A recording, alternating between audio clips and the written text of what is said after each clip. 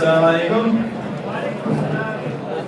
we will begin with the recitation of the Quran from our very own Shaykh Nasser.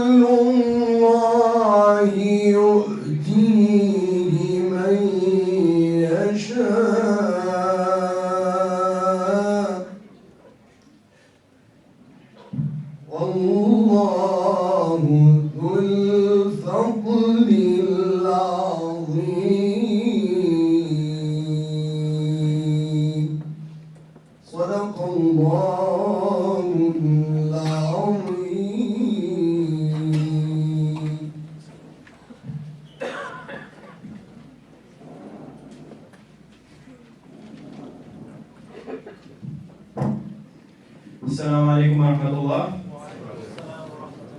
On behalf of the Islamic Foundation and the Islamic Center of Naperville, I would like to welcome you all here this evening. My name is Zayd and I'm speaking on behalf of Shaykh Hisham, who will be joining us here shortly, inshallah. I want to first thank Shaykh Yasir Qadhi for taking time out of his busy schedule to address our community on this critical and relevant issue. The topic of today's event is titled Keeping Our Faith and has implications for each and every one of us sitting here today living as 21st century American Muslims. We live in an age where Islamophobic rhetoric is common and being publicly Muslim is becoming more and more difficult.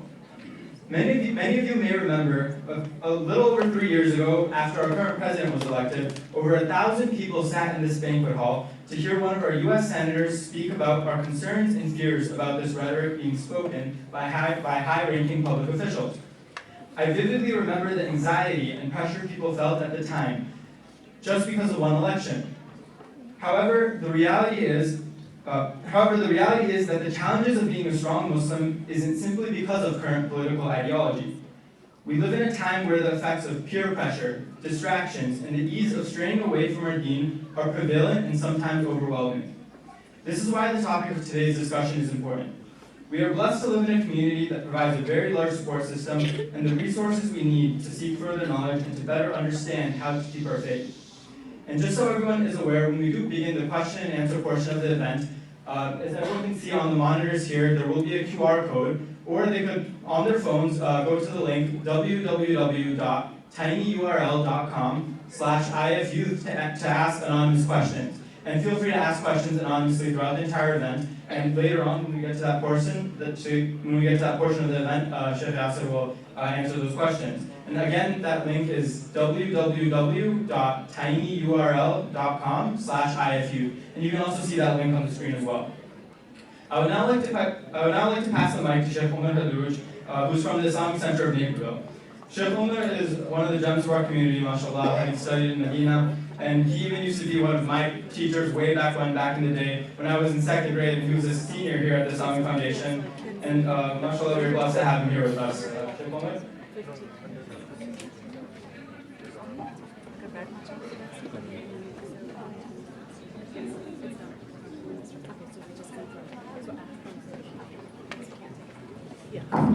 Assalamu alaikum wa rahmatullah.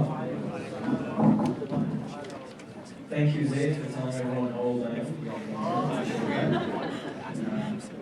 Assalamu alaikum wa rahmatullah. Alhamdulillah, it's a pleasure and an honor to be here, to be amongst our teachers, to be amongst our youth, our parents, our elders. Jazakumullah khair for making it out. I didn't realize the turnout would be this big, especially on NFL Sunday.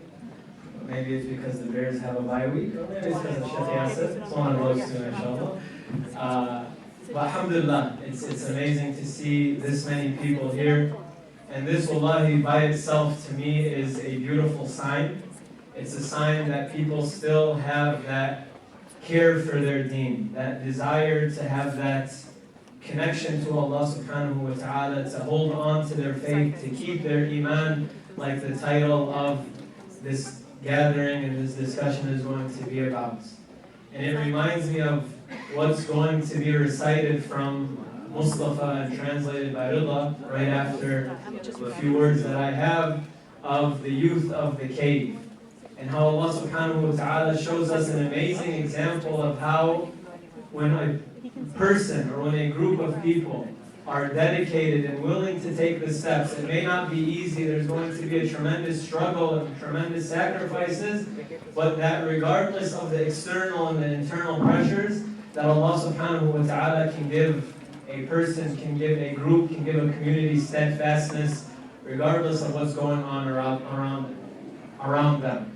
And that's what Allah subhanahu wa ta'ala shows us, particularly about the youth, is that they have a tremendous resiliency, a tremendous capacity to be able to hold on to their faith, not just to hold on to it, but to thrive, even when all the pressures around them are pointing them in another direction. And so gatherings like this, where we have the opportunity to be able to benefit from someone like Shaykh Yasir, where we can come together and see that we still have a community and a group within these times that are still so eager and so adamant about holding on to their faith and about taking the steps to be able to live their lives as Muslims here in 21st century America. And then particularly what is beautiful about this particular program is the emphasis that it's going to have on an interactive discussion. And obviously not everyone is going to be able to stand and give their opinion, but the question and answer to be able to benefit from someone like Shaykh Yasir, that's an amazing part of being able to have that dialogue as well. And one of my most beloved and favorite hadiths of the Prophet ﷺ shows us how accessible he was ﷺ, and shows us that something like this where we're able to ask someone who's an inheritor of our Messenger ﷺ, someone like Shaykh Yasir, and I know I'm praising him a lot, but I give him a hard time a lot as well. I mean, just ask him. We made Hajj together, and I made sure that my bed was next to his in Mina, so that every single morning he would have to wake up to see my face, right? He enjoyed it a lot more than I did, right? But a young man being able to come up to the Prophet ﷺ amongst the companions. So the companions are there, and he comes up to the Prophet ﷺ and he says, Ya Rasulullah, give me permission to be able to commit zina. And I'm sure most people have heard this, but just to reflect on this, that the Prophet ﷺ is so approachable, so accessible, that a young man can come up to him when the other companions are there. And we know that this wasn't something that was just okay or not that big of a deal, because the other companions, they got upset. They said, how can you say this in front of the Prophet ﷺ?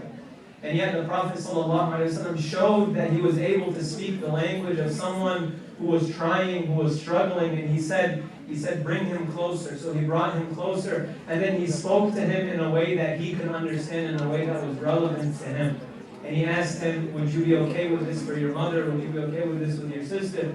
And it's not just about how he spoke to him, because that same answer may not work. I remember I tried to use that answer with someone when they had a similar question, and they said, yeah, it's not that big of a deal to me, right? But just the idea of to be able to speak in a socially relevant way, in a culturally applicable way, and to be able to speak to someone at their level. This is what the Prophet ﷺ did, and he made dua for them. So to be able to ask someone who embodies a lot of those characteristics and who carries that same concern. Obviously, we have a tremendous amount of love and respect for our Shaykh Yasir, and he's someone that I have benefited from tremendously, as I'm sure most of you have as well, and that's the testament to the numbers that we see here today. But to be able to benefit from someone like him, and to be able to follow in those same footsteps of being able to ask those questions out of a place, in a sense of wanting to do better, wanting to be better, wanting to come closer to Allah subhanahu wa ta'ala. This is the way of our Messenger sallallahu alaihi wasallam. This is the spirit of why we are gathered here today. So alhamdulillah, again I welcome all of you, and remember that we do have, for those who are coming in or those who didn't hear, we have that URL, tinyurl.com/IFU. Is that right? I hope so. Okay, alhamdulillah. And you can ask your questions. Shaykh Yasir said, ask away.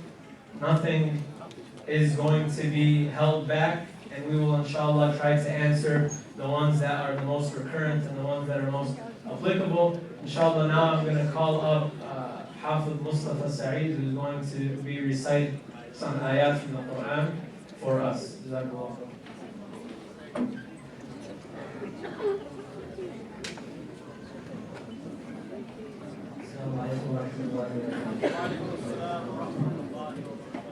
أعوذ بالله من الشيطان الرجيم بسم الله الرحمن الرحيم إنا جعلنا ما على الأرض زينة لها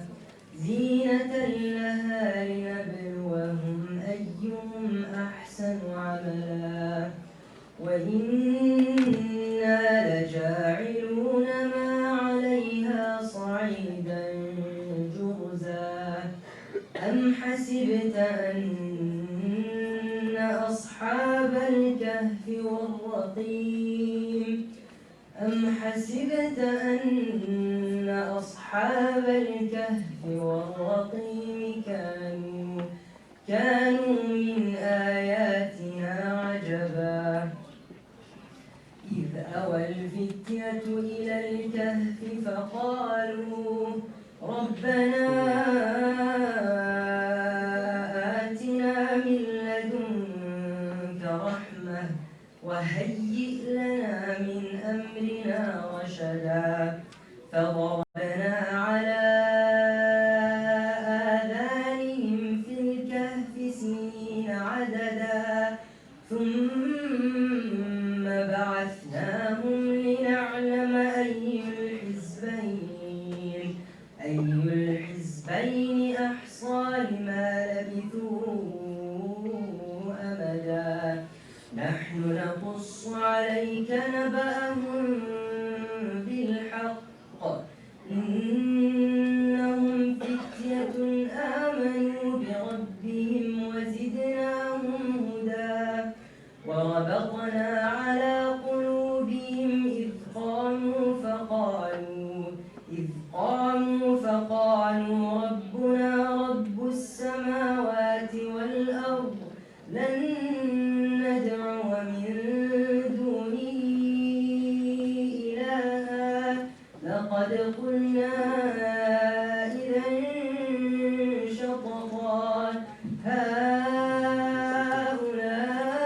هؤلاء قوم اتخذوا من دونه آلهة لولا يأتون عليهم بسلطان بين فمن أظلم ممن افترى على الله كذبا وإذ اعتزلتموهم وما يعبدون إلا الله فأووا إلى الكهف ينشر لكم ربكم من رحمته ويهيئ لكم من أمركم مرفقا صدق الله العظيم.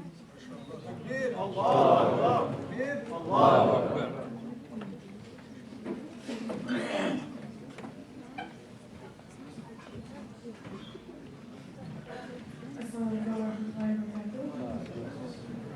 In the name of Allah, the most gracious, the most merciful. We have adorned the earth with attractive things so that we may test people to find out which of them do best. But we shall reduce all this to barren dust. Do you find the companions in the cave and Al-Raqim so wondrous among all our other signs? When the young men sought refuge in the cave and said, Our Lord, grant us your mercy and find us a good way out of our ordeal. We sealed their ears in the cave for years. Then we woke them so that we could make clear which of the two parties was better able to work out how long they had been there. We shall tell you their story as it really was. They were young men who believed in their Lord, and we gave them more and more guidance. We gave strength to their hearts when they stood up and said, Our Lord is the Lord of the heavens and the earth. We shall never call upon any God other than him, for that would be an outrageous thing to do. These people of ours have taken gods other than him. Why do they not produce clear evidence about them? Who could be more unjust than someone who makes up lies about God? Now that you have left such people and what they worship instead of God, take refuge in the cave. God will shower his mercy on you and make you an easy way out of your ordeal. Sadaqallahu al-Azim.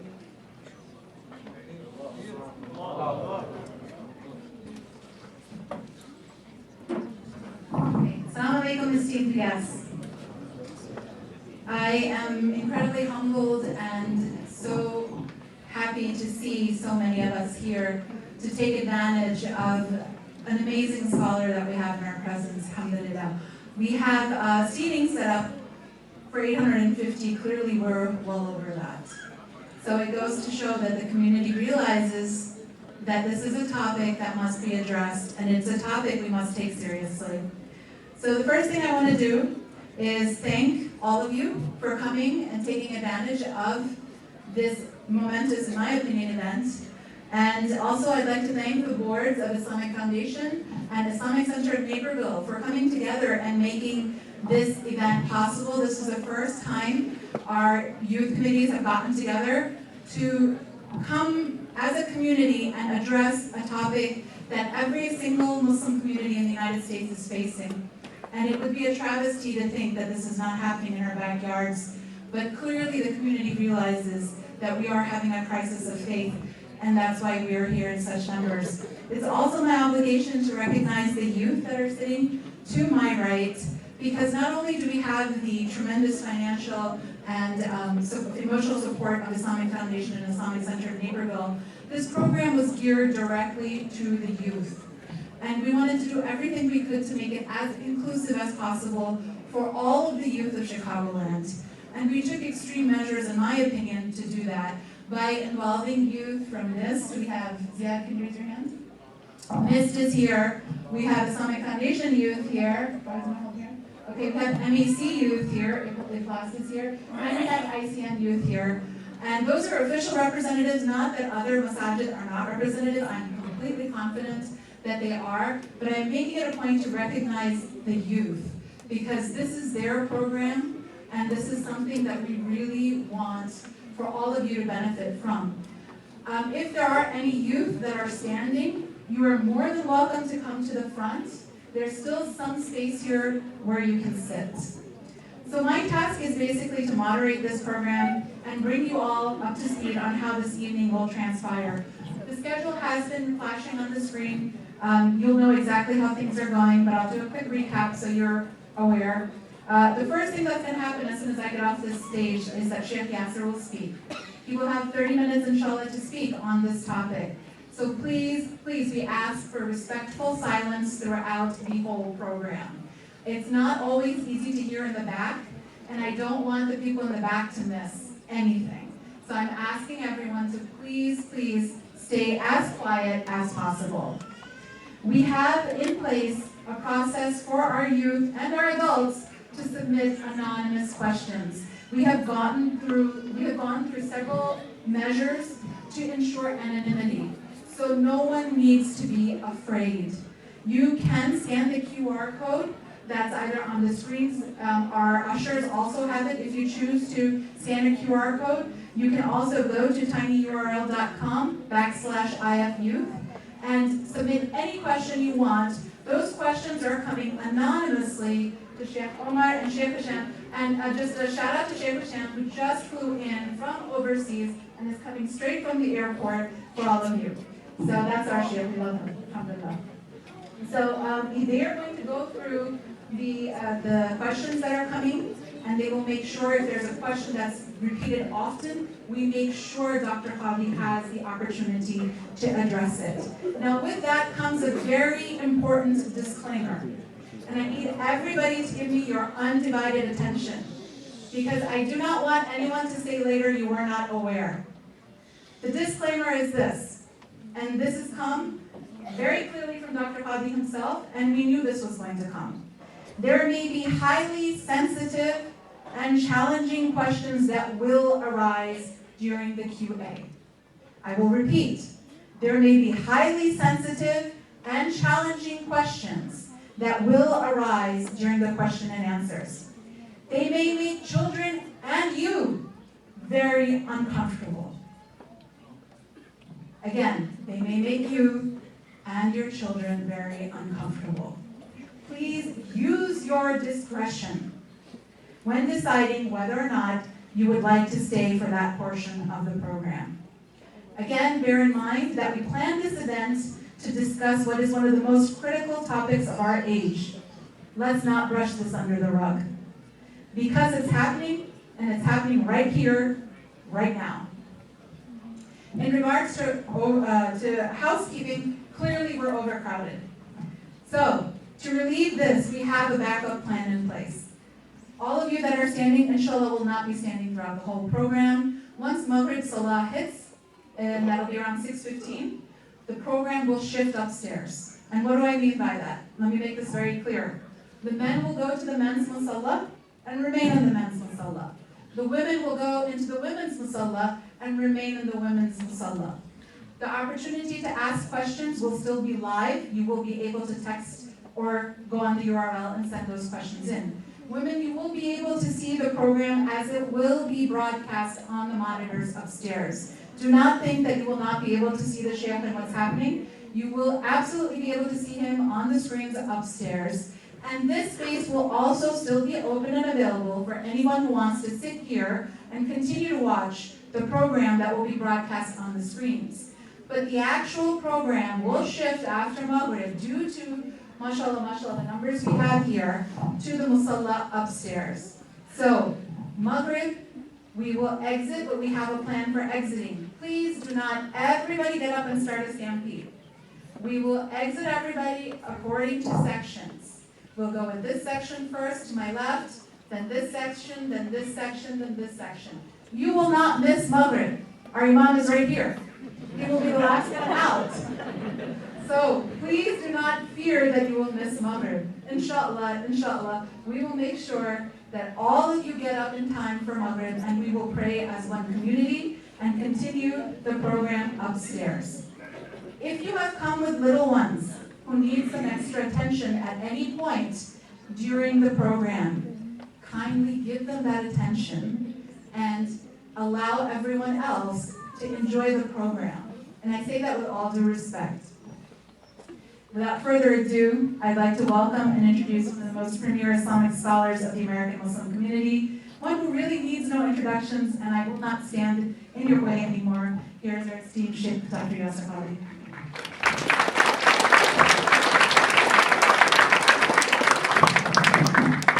Assalamu alaikum wa rahmatullahi wa barakatuh. Alhamdulillah wa salatu wa salamu ala rasulillah wa ala alihi wa sahbihi wa man wala amma ba'd. Time is very limited and tight, and the topic is very deep and profound, so I will jump in immediately. And I will firstly give a disclaimer to the elders actually. The topic is geared towards my younger brothers and sisters, so I hope that inshallah ta'ala you understand that they are the intended audience. I have a series of questions to ask and I will respond to them one by one. Firstly, why do we believe? What's the benefit of having faith? In an ever-increasing faithless world, when the number one religion in many lands, even in America, the number one fastest growing religion is not Christianity or Islam or Buddhism. The fastest growing faith is a lack of faith. This is the number one on the charts for the last 5 years. In many Nordic countries, you have 60, 70, 80% who say we don't believe in a God, we don't believe in organized religion. It is on the rise. In a land, in a society, in an era, in a world where faithlessness is becoming the norm, and people of faith, whether they're Christians, Muslims, Jews, Hindus, Buddhists, are becoming the minority, the question arises, why have faith? Why should I have faith in a faithless world? The response, there are many, I'll mention 5. Number 1, first and foremost, the most obvious is faith answers the biggest questions of life. Why am I here? What is the purpose of life? Some of our thinkers of our times have given a simple example. If you've heard it, then bear with me. But it's a very profound example. Imagine if one day you woke up and you found yourself in a luxury jet flying, and all of your needs were taken care of, the best food, the best drink. But you had no idea how you got there. You had no idea what you were doing. You had no idea what's going to happen when you land. For how long would you be able to enjoy all of the comforts of a luxury jet? Sure, it's fun for a while. But if you don't know what you're doing there, if you don't know where you're going, if you don't know who put you there, what is the purpose? The perplexion, the questions that would come, the unanswered enigma that would come, would actually gnaw inside of you, and you wouldn't enjoy anything of all the amenities. And this is the reality of our life. Faith answers the biggest questions, and that is why, whence, where, whither, what is the purpose of us coming here? Who put us here? That is what faith answers. And this is why nothing substitutes faith. Faith, and that's what Allah says in the Quran. When He's addressing the Prophet sallallahu alaihi wasallam, وَوَجَدَكَ ضَالًّا فَهَدَى. We found you, Ya Rasulullah. You were not guided. We guided you. Even the best human being did not know the answers. We know he would go to Ghari Hira. We know he would be thinking about life and questions that he doesn't have answers for. And that is why Allah says in the Quran, وَوَضَعْنَا عَنْكَ وِزْرَكَ. We lifted the burden on you. Our scholars say, we lifted the burden you had. That burden was these unanswered questions. The questions that come to every intelligent, rational human being. Muslim, Christian, Jew, Hindu, atheist. Everybody at some point in life asks, why? Why? Why all of this? And if you don't have faith, there is no answer that is palatable. You will have to construct an answer that does not satisfy. It's an answer that doesn't really give you any, as the Quran said, it doesn't fulfill your needs. So faith answers that big question, number one. Number two, about why we have faith. Number two, faith teaches us how to live. Or, to be more precise, it teaches us morality. It teaches us right from wrong. You see, without a higher power, without belief in a higher system, left to our own devices, morality becomes ever-changing. What is right today becomes wrong tomorrow. What is wrong today becomes right tomorrow. And we see this in the history of our own land. We see this in the laws that are ever-changing, even in our own lives. We see this in morality and sexuality and gender. We see this, the things changing so rapidly that we don't even know what's going to be legit tomorrow. Who is going to decide what is right and wrong unless it is a higher power? Allah says in the Quran, وَلَوْ اتَّبَعَ الْحَقُّ أَهْوَاءَهُمْ لَفَسَدَتِ السَّمَاوَاتُ وَالْأَرْضُ وَمَنْ فِيهِمْ. If truth followed their desires, this is a powerful, powerful verse. If truth were subject to a democracy, if truth is subject to a majority vote, if the majority decide what is right and wrong, then Allah says the truth would be corrupted by their desires. And all that is in the heavens and earth would suffer as a result of that destruction. Truth is not subject to a majority vote. What is wrong, what is right, despite what the majority says. In this land of ours, for 300 years, racism was embodied in the DNA of this land. It was institutionalized in the Constitution. The founding fathers we look up to, the founding fathers that are romanticized, they institutionalized that a black man is equal to 3/5 of a white man. Go read the Constitution. Racism is still rampant in our societies. And this was politically correct. It was legislated. The Supreme Court considered it to be morally right. Our Prophet 14 centuries ago, when no philosopher, no other human being said this, he said, it doesn't matter what the color of your skin is. It doesn't matter whether you're white or black or yellow or whatever. All of you are equal. It was not politically correct to say that back then. But he said it because truth supersedes. Truth is transcendent over any group of people. But see, here's the point. Those smart, intelligent people that lived in this land in the 1800s and the 1700s, the greatest minds of the 1900s, they were pretty much all racist.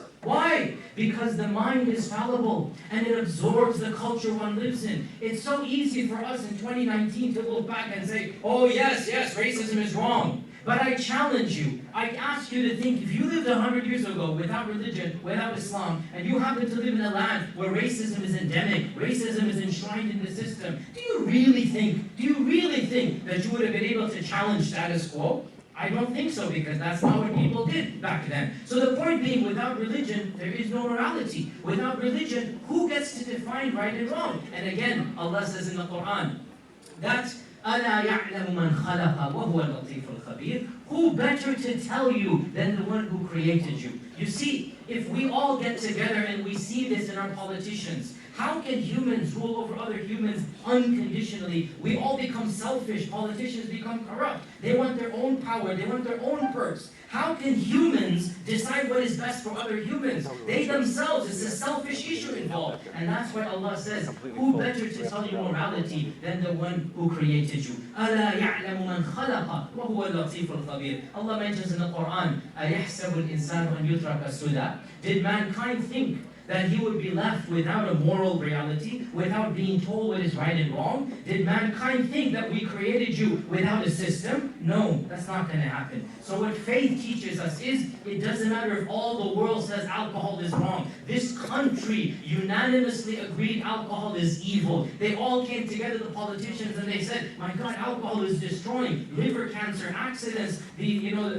amount of money that is being wasted, the crime, everything. They all came together 100 years ago and they banned it. We all know this. We studied this in middle school. They banned alcohol in this country before Allah told them. They didn't know Allah told them. It was from their own experience. They said alcohol is bad. But guess what? They couldn't enforce it. And so in the 21st Amendment, they repealed the 19th Amendment, as you know. And so they said, well, fuck, whatever, we can't do it. But they realized it's wrong. Once again, 14 centuries ago, our Sharia came down and said, no, Allah says in the Quran, alcohol, yeah, there's some good in it, but its evil far outweighs the good. Who will tell us this other than the one who created us? Again, we look at morality and sexuality, everything changing. Now it's all based on consent. Now it's all if two people want to come together. And I have to be blunt, excuse me, but consent, that's how you define what is legit and illegit. And that is why in some European lands, incest is now becoming legal. It is permitted in some European countries for siblings and for parents, above the age of 18, to get legally married. And you know what? Based upon their paradigm, it is completely legit.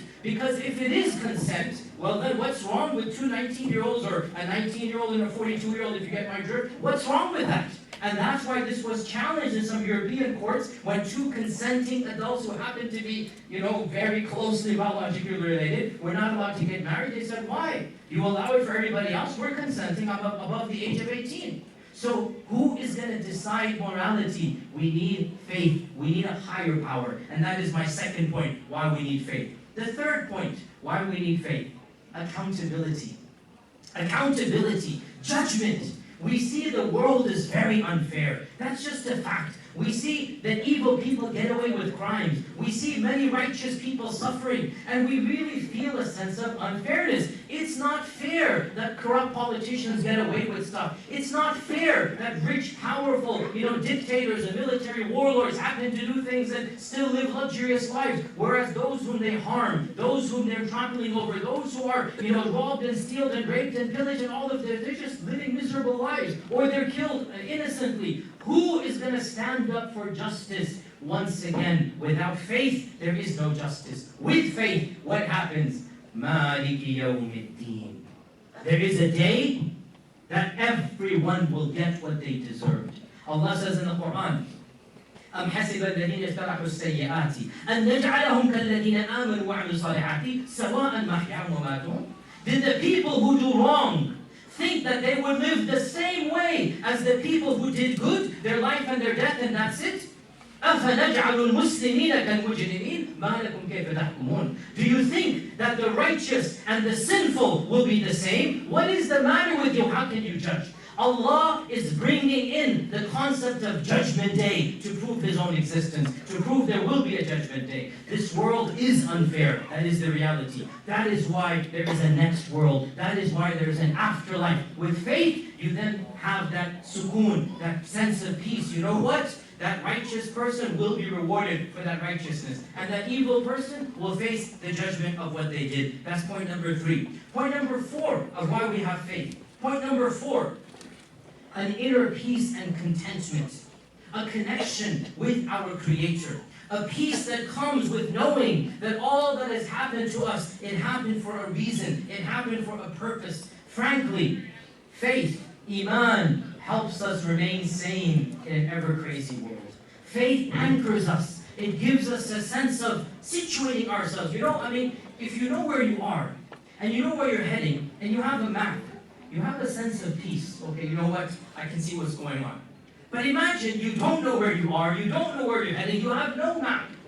Then you really feel a sense of despair. And that is why study after study has shown, and again, I want to be very careful, don't misinterpret these words. Study after study has shown that faith, generally speaking, helps deal with issues of a mental or a depression or something. It doesn't solve everything, don't misunderstand me. It's not the end-all and be-all. But generally speaking, people of faith can cope with tragedies, cope with disasters, cope with calamities better. That doesn't mean if you're not able to cope, you don't have faith. Don't misunderstand me. No, the general rule, faith gives you the fortitude, the inner peace, the courage that you need, the conviction to live life in a more positive manner. And that's why one of the biggest blessings of faith is that faith gives you an optimistic look even on life itself. Faith gives you a sense of courage and optimism that doesn't happen without faith. And the final point I mentioned for this question, there are other questions as well, and the reason I'm speaking so fast is because I have so little time and so much to cover. The final point I'll mention for the first question. What was the first question, guys? You can remember? Why do we have faith? I'm just quizzing, make sure you're following along. The fifth point I'll mention is one of the biggest positives and perks of faith is that faith gives us a sense of shared community. Look around. Wallahi, look around. People of all different backgrounds, all different ethnicities, all different trades and professions, all different languages. What combines us? What combines us is faith. Now, one can say, oh, but there are other things that combine as well. Tribes combine, countries combine, nations combine, geographic origins combine. I have given a much longer lecture. It's called Ummah versus Nation State. Listen to that, it's online. Ummah versus Nation State. It is true, there are other communities that exist. Communities based upon ethnicity, communities based upon skin color, communities based upon where your mothers gave birth to you, communities based upon other factors. But the fact of the matter, no community has stronger bonds than a faith-based community. And we see this in the Ummah. We see this in the Ummah. Nothing competes with the bonds of the Ummah. So who cares if the person next to me was born in the same village that I was born? What does that mean? Does it mean I share the same ethos, the same values, the same identity? Not at all. Who cares if it's the same skin color? That's racism. What really matters is your philosophy of living life. How do you choose to live? Who is your God? What are you doing here? What are your rituals? The common calendar, the qibla, the salah, the whole concept of ummah. That is what brings us together. We have a shared value that comes with believing in the same Lord, having the same system of wanting to live our lives. The community that the ummah comes with is the strongest community. And this is undeniable. Nothing is stronger than the bonds of the ummah. And this comes once again. And we all need communities, by the way. I mean, you can't live on your own. And communities, they bring about a sense of stability, a sense of identity, a sense of structure. Your bonds, your marriages, your children, they all need these communities. And the strongest community that brings about that stability is the community of the ummah. And this comes from faith. So these are the 5 things. Number 1, the purpose. Number 2, morality. Number 3, accountability. Number 4, contentment and inner stability. And number 5, identity and community. Okay, second question. You guys following? Yeah. Am I going way too fast, or does we only have 15 minutes left? This is problem. Speed good enough? Yeah. Okay, bismillah. This is for the younger generation, so my speed is fine for them. Alhamdulillah. The second question. Okay, the first question was, why have faith? We answered that with 5 points. The second question, which faith? How do we decide, based upon this whole, selection of faiths that we have in this world today, which faith? How do we decide which faith is the one we want to choose? And to answer this, I'll give you 3 points. And again, obviously you understand each of these questions deserves many volumes, many hours. We don't have time. I was given 30 minutes to solve this massive problem. That's not going to happen. But at least we begin the discussion is the point. I have your minds, inshallah, and my mind's thinking along these answers. So how do we decide the validity of a faith? We have all of these different isms out there. Buddhism, Christianity, Hinduism, Sikhism, Confucianism. We have all of these different philosophies. How do we decide between them? I'll give you 3 simple, parameters. First and foremost, the most important question that we ask when we look at any faith is, what is this idea of God? Because that is the most important question. Who is God in this faith? And what is the relationship between man and this God? And we say confidently that no other faith is as reasonable, as logical, as simple, as common sense as that of Islam. One God that is completely beyond our imagination. We don't carve him. We don't put him on a rock and pedestal and bow down to him. Not a multiplicity of gods. That doesn't make sense. 3 gods, 10 gods, a million gods. One God makes sense. One God, one structure, one order. That God is all perfect, all powerful. The purpose of life is worshiping Allah and praising him. These are things that we can understand rationally. And our point is, no other faith faith is going to be as simple and as clear as this as well. The belief in prophets. How does this God communicate? Does he come down and walk amongst us? Or does he send people that he has chosen? Again, if you think about it, we would say the more rational is that he has chosen people, the prophets, that are sent. As we said, other major questions, morality, life in the hereafter. You look at all of the faith traditions, we would say, logically speaking, the faith that makes the most sense in answering the biggest questions. Remember, I'm saying the biggest. We're going to come to the more difficult questions in a while. The biggest questions: who created me? Why am I here? What's going to happen after death? These questions, go look at all the other traditions.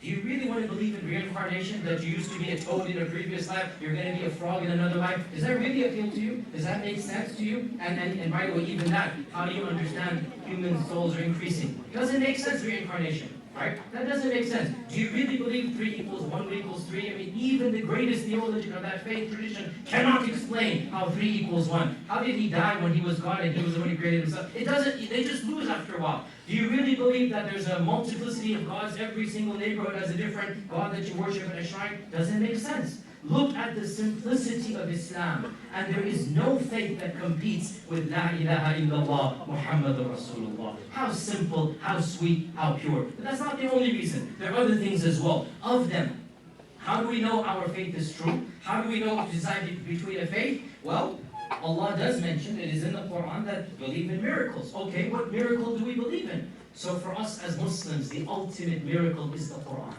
And the beauty of this miracle is that the Quran, I just gave a khutbah last week, it's online, called The Miracle of the Quran. It's last week's khutbah, you can find it on my webpage. The miracle of the Quran is that you don't have to believe in somebody else who saw the miracle. It's not like Moses and the parting of the Red Sea. It's not like Jesus and resurrecting Lazarus from the grave. It's not like a previous prophet doing something you have to believe. No.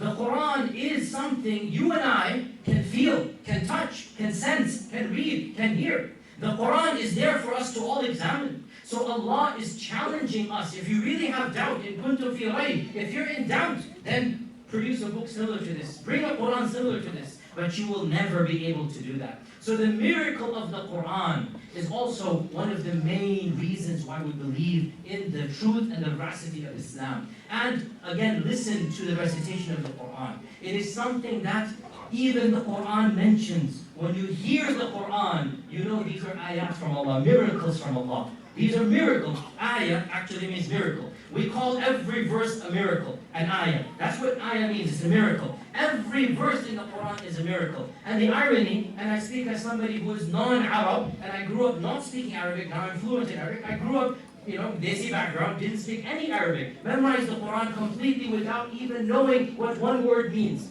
And I remember clearly, and I know most of you, all of you in this audience know this as well, even if you don't understand the Quran, you know that it is a miracle. Without even understanding the Quran, you know that the Quran is a miracle. What a miracle is that? That without even understanding the words, you know that it is a miracle. The impact of the speech on your psyche, the way that it moves your soul, the way that you know you're uplifted, you know that this is a book, no human can compose it. That miracle is there, tangible for all of us. And that's one of the reasons why we know Islam to be true. That's point number 2. The final point to this question, we have one more question, and then inshallah it's time for the prayer. The final point to this question, I said number 1, Islam answers the biggest questions properly. Number 2, the miracle of the Quran. Number 3, it's a very deep topic, I've spoken about this in other lectures as well. The fact that the religion of Islam resonates with our human psyche perfectly. It fits like a hand fits to a glove perfectly. The human psyche and Islam fit together perfectly. They're in sync, they're in harmony. And this human psyche has a word in the Quran. It is called the fitrah. It is called the fitrah. Allah says in the Quran, He created all of us upon a fitrah. And the fitrah is the natural disposition that we have. The natural disposition is a gift from Allah. It's a moral compass that resides in our heart. It's something that we don't even know how to describe it, but we see the effects of the fitrah in our conscience, in knowing something to be right or wrong, right? The Marvel fans can say the spider sixth sense here, okay? That type of sense, something there. Something you know to be right or wrong. Where do you get a conscience from? How do you know something that is not something you learned or taught? It's ingrained in you. That is the fitrah. We say the fitrah and Islam are compatible. And this explains, by the way, another phenomenon. In the whole globe today, every faith is losing traction. The number of Christians and Jews and Hindus and Buddhists, and yes, I have to say even Muslims, it is amongst its own community. It's kind of sort of decreasing. However, in lands of Islam and in Muslim communities, the decrease is so minimal compared to other lands. Pew, Gallup, all of these national, international organizations have done surveys after surveys. Do you believe in God? Do you believe in angels? Do you believe in the afterlife? And in predominantly Christian lands, for the last 20 years, it's been going down much, much more severe. In Muslim lands, do you believe in God? 97%, 95%. Do you believe in the angels in the high 90s? Do you believe in the akhirah? High 90s. Still, Islam thrives, even though the practice we know is not. But in the hearts of the people, by and large, Muslims deep down inside believe. Why? Why is it that across the globe, so many religions are losing adherence? And alhamdulillah, Muslims, I'm not saying that we don't have people who leave the faith. Of course we do. That's why we're having this conference here today. It is happening. It is a phenomenon we don't like. But compared to other faith traditions, alhamdulillah, we are way better. Even though we don't want to have any. We want to have zero. But compared to others, simple example. England is an Anglican country. The Christian sect of Anglican Christianity was founded in England. 7 years ago, the Guardian newspaper did a survey. The number of Muslims who pray Jumu'ah is more on Friday than the number of Christians who go to Anglican churches on Sunday. Can you imagine the small minority of Muslims? Muslims are barely 5-6% of England, right? 6% at max of England. That 6%, quantity-wise, is more faithful to Islam than the 90% of Anglicans that live in England. What does that show? Look around you in any state, in any country, in any of these states we live in this country. On Sunday, you have churches wanting people to come. I once passed by a church, I'm not inventing, I'm not making this up. It said, free cookies if you come at 9 a.m. on Sunday, right? They want you to come, free cookies, chocolate chip cookies, come. I like chocolate chip cookies, right? We, on the other hand, on our Fridays, I have heard with my own ears, brothers, sisters, if you come after 1 o'clock, don't come to our masjid, go somewhere else, parking will be full. Parking will be full.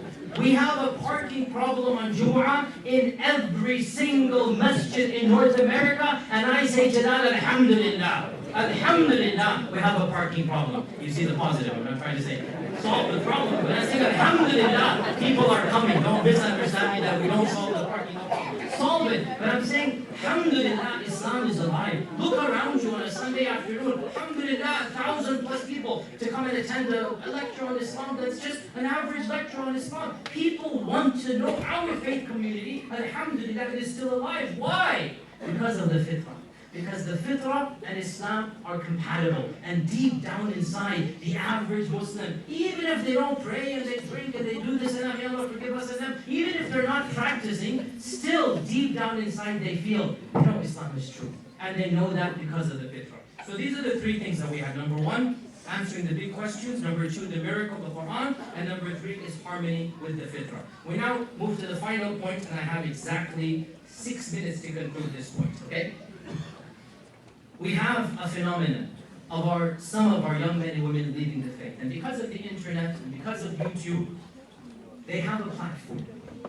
They have a platform. They're a very small percentage, but their percentage is exaggerated. And you think it is more than it actually is because of the internet. The democratization of knowledge, right? I mentioned this in a previous podcast. And subhanAllah, again, brothers and sisters, let me be brutally honest here. The organizations that gather these people who have left the faith, I'm not going to mention them by name, their annual conventions barely get 50 to 70 people.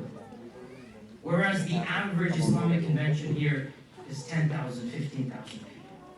I mean, please, don't miss the forest for the trees. I understand we all might have heard or know of one person who left the faith, but don't exaggerate. It's not a phenomenon that's overtaking our whole ummah. Alhamdulillah, it is a very minuscule phenomenon. It does exist. We need to challenge it. We need to be frank about it. But alhamdulillah, by and large, it's not really affecting us. And that group wants to exaggerate its own importance in order to feel better about themselves. But it's not something that is shaking our community to the core. And all you need to do is look at the statistics that have done this. And the statistic they quoted, by the way, is not accurate, but that's besides the point. The point being, though, if you look at their objections to Islam, I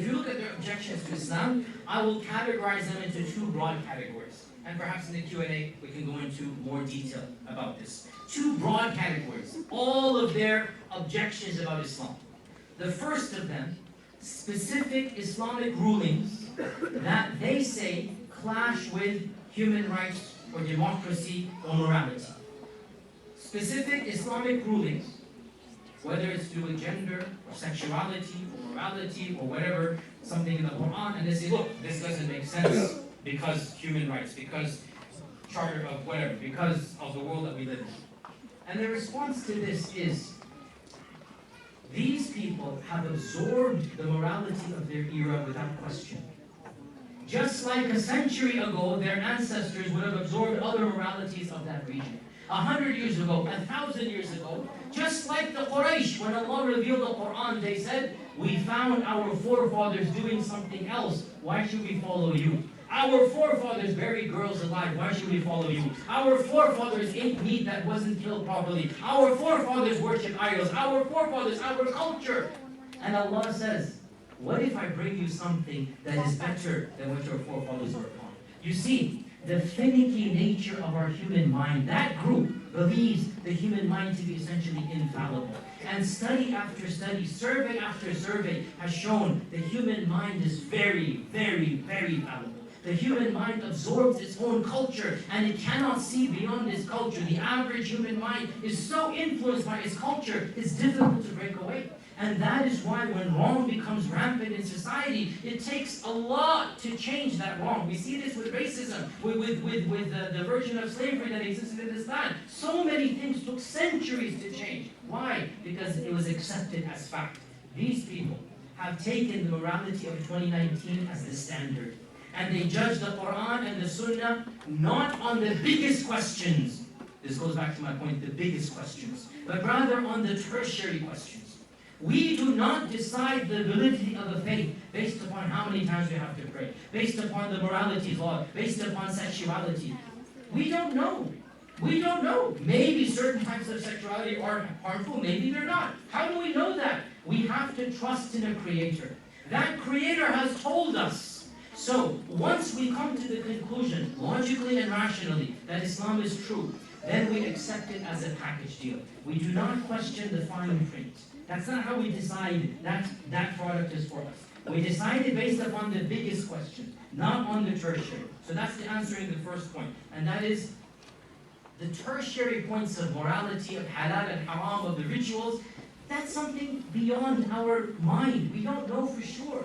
We don't know whether our minds are fallible in this regard or correct. We don't know. We are products of our culture. We're products of our society. So Islam is telling us something. We might understand the wisdom, we might not understand the wisdom. Our understanding its wisdom does not change the validity of Islam. That's my point. We need to take a step back. We do not decide the validity of Islam based upon a tertiary question. The final point, inshallah, before we conclude, the other section of questions they bring is the bigger question of trying to understand why evil exists. Why did God create a world where there's hunger, where there's war, where there's this, where there's that? And this is a question that actually goes very, very deep and ancient in human history. The fancy term is theodicy, the existence of evil. Many books have been written, pre-Socratic philosophers, so Socrates, later Aristotle did this, the Jewish Christian philosophers, the medieval philosophers, Muslims, they all grappled with this question, how to come to terms with the fact that there is pain, suffering in this world. And I have given lectures, you can find multiple ones online, why is there evil, the wisdom of suffering. I have given lectures, you can go into more detail, but in a nutshell, I want to conclude my series, my point with this. Sometimes we cannot understand why there's pain and suffering. I agree. Sometimes it doesn't make sense to us. But to reject a God because we don't understand this one instance of suffering creates an infinitely more complex series of problems than to accept a God and say, you know what, I don't know why this happened. Allah knows best. He is the all-wise and merciful, and maybe I don't understand this.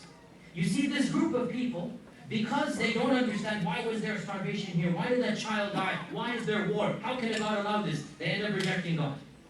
And the irony is, neither have they solved the problem of why they're suffering, why is there evil, why is there... Did they solve it? Did they do anything to actually bring a tangible answer? Have they come to the all-wise answer of why a child dies of starvation? On the contrary, neither did they solve that problem, and neither have they answered the bigger questions of life. Why are you here? What's the purpose? Where does morality come from? What is going to happen after death? So they end up in an even more conflicted state, not even having solved the first problem and having created an infinitely longer list of problems. Now, can you answer the question why there's evil? The response is, if you have faith, then yes, you can. And if you don't have faith, then you can't.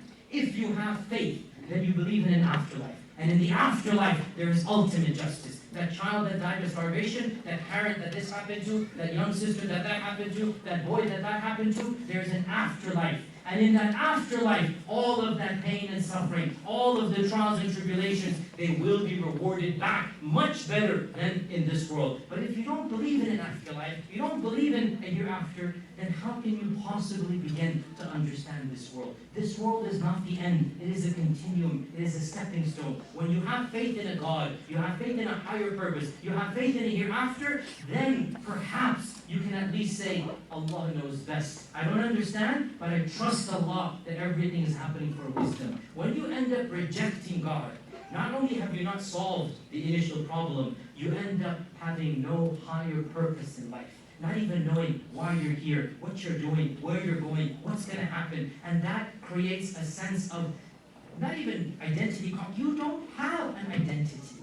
And that's, by the way, if you look at Nietzsche and some of the great philosophers of old, that's what happened to Nietzsche. Nietzsche, the famous philosopher, they say the last great philosopher of the Western world, he literally said, by destroying God, you have destroyed yourself. Nietzsche predicted this. And he himself went insane towards the end of his life. By destroying God, you have nothing left to live for. He predicted this, even though he was an agnostic and atheist, and he ended up in that way. To conclude, my dear brothers and sisters, the three questions I asked is, why have faith? And the answer that we have faith because of purpose, morality, accountability, contentment, and identity and community. How do we know what faith is the right one? I said number one, because it answers the biggest questions in a proper manner. Number two, that the miracle of the Quran. And number three, the harmony of our faith with human psyche, with the fitrah. And the last point I said, the questions, the criticisms that come, typically they're of two categories. Number one, it's they don't understand why Allah made this haram. Why would Allah forbid this? Why would Allah allow that? And the response is faith is not decided based upon you understanding or not understanding. Perhaps there's a wisdom you don't know. Just like with alcohol. People didn't know is it good or bad. Allah says there's some good, but the harm is more than it's bad. Allah said so. There has to be an element of trust here. And then the second point, why do we not understand this version of evil? And I said, in the end of the day, perhaps you can't fully understand, but believing in God and believing in hereafter allows you to understand better than rejecting God. May Allah subhanahu wa ta'ala guide us to the faith and make faith firm in our hearts. May Allah subhanahu wa ta'ala always allow our iman to increase. May Allah subhanahu wa ta'ala protect us and our children after us. And inshallah we'll continue after Salat al-Maghrib. Please stay seated. Please stay seated. Assalamu alaikum wa rahmatullah. Shaykh Qadhi. Inshallah we'll be dismissing now in an orderly fashion to go for Salat al-Maghrib. So please listen to my instructions. Right now we're going to ask the brothers and sisters that are standing across the perimeter. So if you're sitting right now, stay sitting.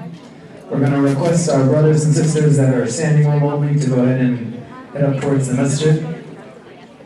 It's a beautiful problem to have, alhamdulillah. I know when the Adhan app starts clicking its reminders, people start getting a little antsy. That's a beautiful sign of how intact our faith is, alhamdulillah. So don't worry, we will not miss the salah.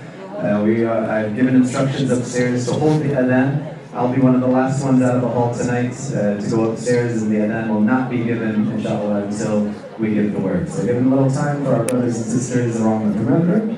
to head upstairs.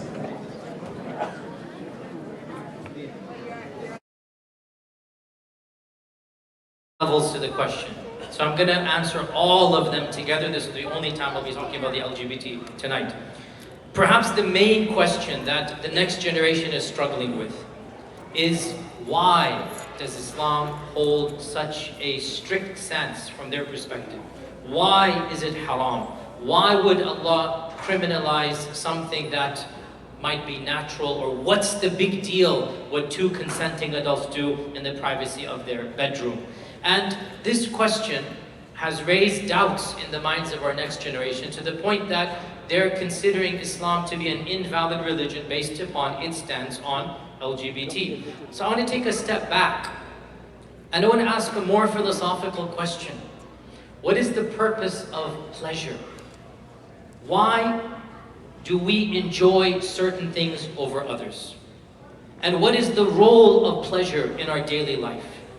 Well, if we look at it, pleasure, whether it is the pleasure of the sensuality or the pleasure of food and drink or the pleasure of spending money on a sport, whatever, pleasure allows us to live our lives in a comfortable manner. We thank Allah that we enjoy eating and drinking. There's a pleasure associated with that. We thank Allah that intimacy is pleasurable, because if it weren't, maybe procreation would not be, that important to some of amongst mankind. So if you look at it, Allah has granted us pleasure in various fields to make our life easier for us. Now, in any field, we understand that too much pleasure or to go satisfy our desires unconditionally is harmful. This is something we understand in every field. The most obvious one is that of food and drink. The most obvious one is that of food and drink.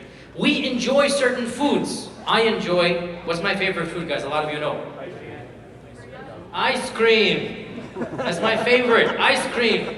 Biryani comes there as well, but ice cream. I love ice cream. Now, a lot of us love sweets.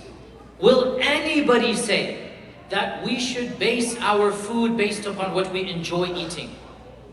Think about the question I'm asking you, the purpose of pleasure, and how we decide and give value to something. If I enjoy sweets over protein, should I just consume sweets all day? If your child were to ask you, I don't want to eat the broccoli, I don't want to eat even the protein chicken, I want to eat just cake and ice cream all day long. You as a parent will say, no, I'm sorry, that's not, you have to, yes, it's fine to have ice cream at the end, in proper quantities, no problem. Given the context of what we're doing, you have the protein, you have the peas, you have the broccoli, and then you have a little bit of ice cream or a little bit of cake. My point is, same thing goes for spending money. If a husband, a father, spent all of his money on gambling, say, oh, I enjoy gambling. Well, how about rent? How about your children's education? We would say you are foolish. You cannot just spend based upon pleasure. Why, when it comes to sexuality, don't we understand the same thing? Why do we just want to have a free-for-all? You see, there's two different paradigms. The modern world that we live in, it is something called a hedonistic world, where carpe diem, YOLO, you live only once, go ahead and do it. The philosophy of the modern world we live in is the philosophy of hedonism. Just satisfy the sensual desires. And based on that philosophy, if a person wants to engage in multiple intercourse, engage in premarital, extramarital, as long as it's consenting, go for it. But they do not apply the same philosophy of free-for-all when it comes to the food that they intake, when it comes to what they spend their money on, when it comes to the other pleasures of the body and the soul. They understand that no, even pleasures come in proportional packages. There are things that you should not do, red lines that you should not cross. With that introduction, we then get to who decides what those red lines are. Who decides what is good pleasure and what is bad pleasure? Who decides what is halal and haram? And we get back to the initial question that I did downstairs, which is we need that higher power to tell us what good and bad is. And of course, when it comes to sexuality, studies after studies have done it. There's a really good book out, and was it called Casual Sex? I forgot what is the hookup culture, I forgot. There's a really best-selling book, I just read it last year, and it's a modern researcher who has demonstrated the negative impacts of the hookup culture. What is the hookup culture for our adults in the audience who don't know what the hookup culture is? The hookup culture is the free-for-all sexuality. Just anybody has sex with everybody. The rate of intercourse in high schools and colleges, 70% now. 70 to 75%. In high schools and in colleges. It's something that is shocking. What our generation does not know is that this is a modern statistic. Even one generation ago, in the 60s, one generation ago, the average middle-class American family, the average middle-class male and female, waited until marriage to engage in intercourse. All of this free-for-all is one generation old. We are seeing the repercussions of all of this right now. We're seeing the impact in the stability of the family, in the raising of the children, in divorce rates skyrocketing. So opening up the door to licentiousness, and it's not just LGBT, another major issue is pornography. We're seeing for the first time the impacts of pornography on a society and culture. The mainstreaming of that which is taboo is opening up weird fetishes, bizarre, kinky desires that is harmful according to almost all people of intelligence.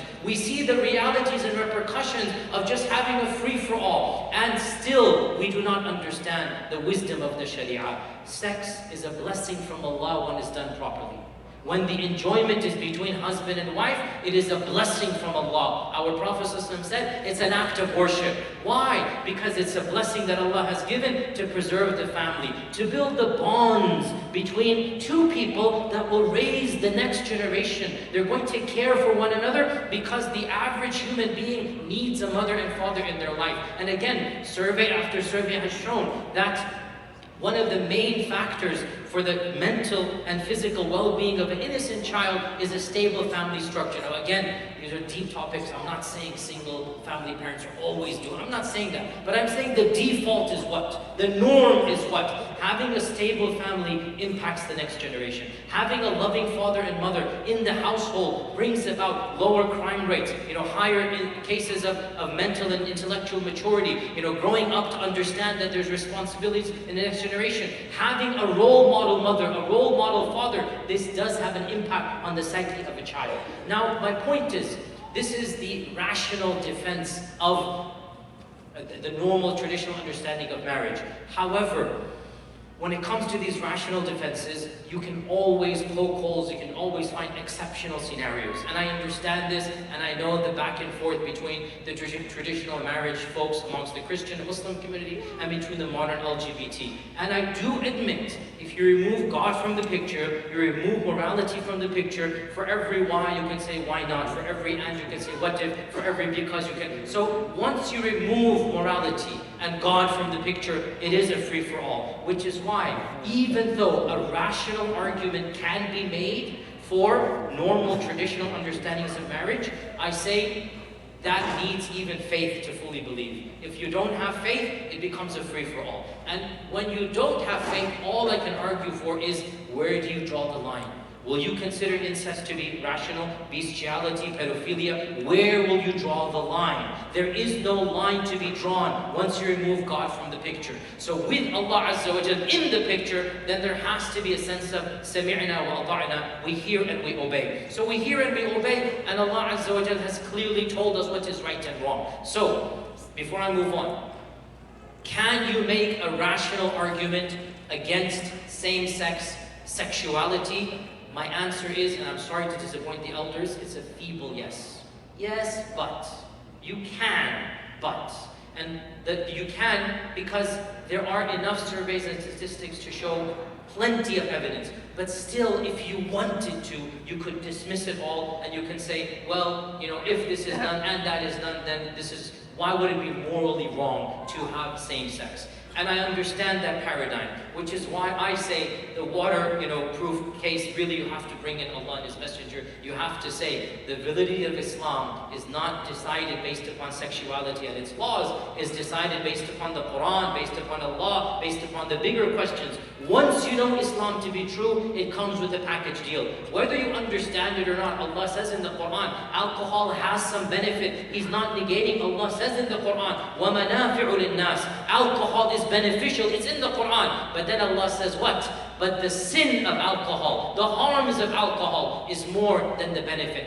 How can our limited minds grasp this when we're the ones enjoying alcohol? We're the ones as a humanity getting drunk. We're the politicians. How can we decide? We need Allah to tell us alcohol is not good. Same goes for sexuality. Who will tell us what sexuality is healthy, what sexuality isn't? Who will tell us where the line is to be drawn? If you open this door, then I challenge you, who is going to close it? Where will that red line be drawn? On what basis is incest going to be made immoral and illegal? Which is why many theologians, many philosophers who don't believe in God are saying, okay, I guess consenting brothers and sisters, consenting adults, fathers and daughters, a'udhu billah, it should be legal for them. And from their paradigm, how can you deny that? So you can use the floodgate argument as called, like, what if you allow it? In the end of the day, Allah subhanahu wa ta'ala has very clearly told us this type of expression of sexuality is not conducive to society. And the same goes to premarital and extramarital. It's not just the LGBT, it's also any sexuality outside the bonds of marriage.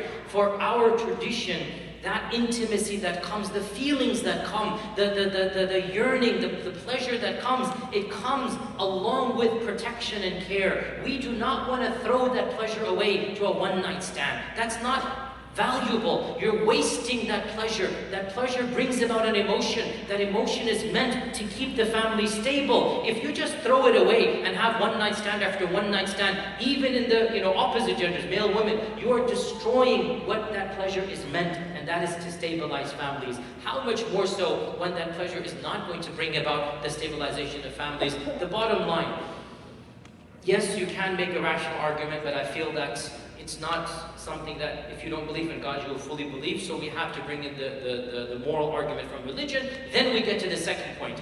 Okay, but is it fair? Even if you believe in Islam, you say, okay, the story of Lut is very explicit that Allah Azza wa Jal made this thing to be an evil, but why is it fair? How is it fair? And the response to this is, once again, we say, لا يكلف الله نفسا إلا وسعها. Allah will never place a burden on a soul more than that soul is capable of bearing. So any burden that the person has, any struggle, any desires, whatever exists, Allah will not place more than that person is physically, emotionally capable of dealing with. Therefore, we say, any desire that we have, without exception, any desire, whether it is permissible or not, Allah has given us the tools to deal with that desire internally. If it is permissible, then we channel it to that which is permissible. So the desire for food and drink, there's plenty of halal options, avoid the haram options. The desire of recreation, plenty of halal options. Go and have fun and play sports, but gambling, no, that is haram. That recreation is haram. The desire of intimacy and sex, halal options are there, and haram options. So for every urge of mankind, there's something that is halal that can be expressed, and there's other that is haram. You will find enough in the halal. Now what if somebody says, oh, but I was born this way, I was created this way, this is beyond my control. The response to this, listen to me carefully. Nature versus nurture. Firstly, from a purely scientific perspective, the jury is out on this, even though the latest survey, as we all know, went viral last week, the latest survey, it appears to be more nurture than nature. I.e., people are not born predisposed to this or that, rather circumstances occur in their lives that just subconsciously alter them because of their own experiences of upbringing or whatnot. And by the way, I have had, this is anecdotal, don't say this is a scientific survey. Me personally, I have had dozens of people come to me because of who I am, confide in me, email me, dozens of people. And again, don't misquote me, I'm not a psychiatrist, I'm not a shrink, I'm not, anecdotally, everyone who came to me with an issue of same-sex desire or attraction, it was self-evident. Something happened to them as a young person that influenced this, whether they were molested, whether they were raped, whether there was a missing father figure, an overbearing mother figure, whatever it was, just 20 minutes of conversation. And I'm just being generic. This is anecdotal. Please don't say this is scientific. I'm just talking about me, myself, and I. What I have experienced, and also, by the way, what the latest survey has shown, if you read the latest survey. But all that is irrelevant to the next point. Whether it's nature or nurture, whether a person is born with it or not, Allah Azza wa Jal has made acting upon certain impulses haram. So even if a person is born with it, that person must control the impulse, and they are not sinful for having the impulse. And I have said this many times. Please don't misquote me. Being very careful at my wordings. To feel an attraction for the same gender is not sinful. You are no lesser of a Muslim if you're attracted to the same gender. You are not sinful in the eyes of Allah for an attraction of the heart. You are not sinful for an emotion. You are not sinful for the persuasion you happen to be in. Do not feel that you are any lesser of a person in the eyes of Allah because of your inclinations. So, can a Muslim be oriented to be same-sex, homosexual or lesbian? We say a Muslim who is struggling with same-sex attractions is no lesser of a Muslim than a Muslim who's suffering, who's struggling with opposite sex attractions.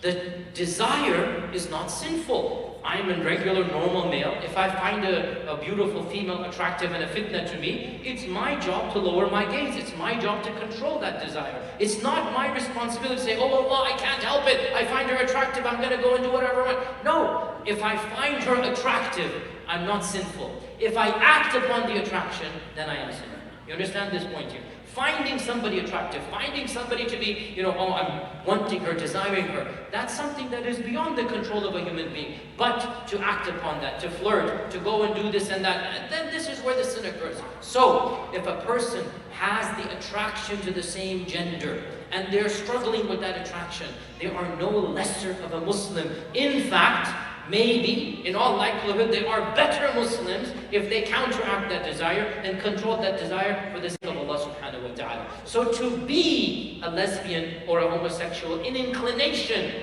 is not wrong. Please don't misquote me. Inclination, it is not wrong. To act upon it is a sin, just like acting upon opposite desires outside of marriage is a sin. Technically, it's slightly worse of a sin, but it is in the same category of sin, which is fahisha. It is that category of sin called fahisha. So, a lady or a man who is engaging in the action of intimacy with another lady, or in the case of a man, another man, this is a sin in the eyes of Allah. It doesn't make them kafir or murtad. And like every sin, Allah Azza wa Jal is forgiving to the one who chooses to come to Allah. Allah is Ghafoor and Rahim for the one who is Tawwab, for the one who commits Tawbah and returns to Allah. Therefore, if you know of a Muslim who is engaged in a sin, whether it's this one or any other sin, your job is to cover that sin. Don't publicize it. Your job is to go to that person in private if you're close to that person. If you know somebody taking drugs, are you going to go and put it on Facebook, hey, I saw so-and-so taking drugs? No. If you know somebody going to the a bar and drinking, are you going to say, hey, yesterday I went, and I saw that guy entering the bar over there? None of your business. Our Prophet ﷺ said, whoever covers the faults of his Muslim brother, Allah will cover his faults on Judgment Day. If you know a person engaged in this sin, you are allowed to go to them directly and speak to them. But you're not allowed to expose their sin to other people. That's between them and Allah Azza wa Jal. And if you want to speak to them directly, speak gently like the people, like Lut said to his people. Look at how Lut addressed his people. Lut was living in a society where the sin became the norm. Did he go around with a scowl on his face, saying, A'udhu billah, you Jahannami people, spitting in their direction? Or did he do that? Or what did he say? He said, people, this action that you're doing, I don't like it. You see, when you address the person, you don't say, I hate you. What type of psychology is that? You don't say, you are filthy. Lut is speaking to the people, and he says, this action of yours, inni li'amalikum min al-qalin. This action that you are doing, I don't like it. When you're giving da'wah, you do not give da'wah by making the very people you're giving da'wah to feel less human. A'udhu billah. They're equally human, even if they're committing a sin. Even if the sin is a grave sin, you do not dehumanize them by the sin that they're doing. You separate the sin from the sinner, and you talk about the sin and not the sinner. And you say, this sin is an evil sin. We don't agree with this sin. Don't bring the sinner in and make the sinner feel lesser human. Because the goal is what? To dehumanize him? No, the goal is to make him think that, is this good or not? So even if you know a Muslim who's engaged in this, your job is to cover the sin and go to them directly. Speak to them directly and say, brother, sister, is this the case? If it is, something I can do, what not? And also, I have to say this, brothers and sisters, and again, because people come to me, they email me, whatnot. I mean, these are stories I know from the reality of the Ummah. Multiple times this has happened, and they've emailed me. A brother or a sister is struggling with same-sex desires. They're struggling. And they feel trapped because there's nobody to talk to. They want to talk to somebody. They want help. And the brother will go to a best friend and say, I need help. I need help. I'm struggling with this. And instead of the best friend helping, instead of confiding and helping and affirming, the person becomes angry, disgusted. Don't talk to me anymore. Don't come to me again.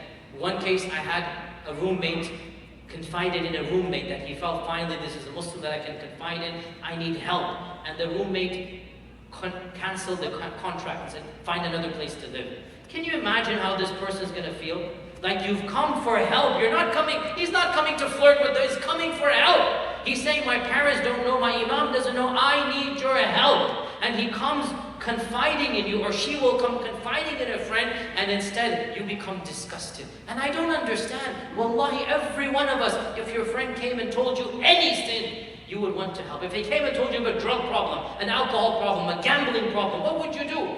You would feel a genuine sense of sympathy. Oh, I will help you. We'll do something. Why is it, dear Muslims, why is it when they come with this problem, you feel a sense of dehumanization?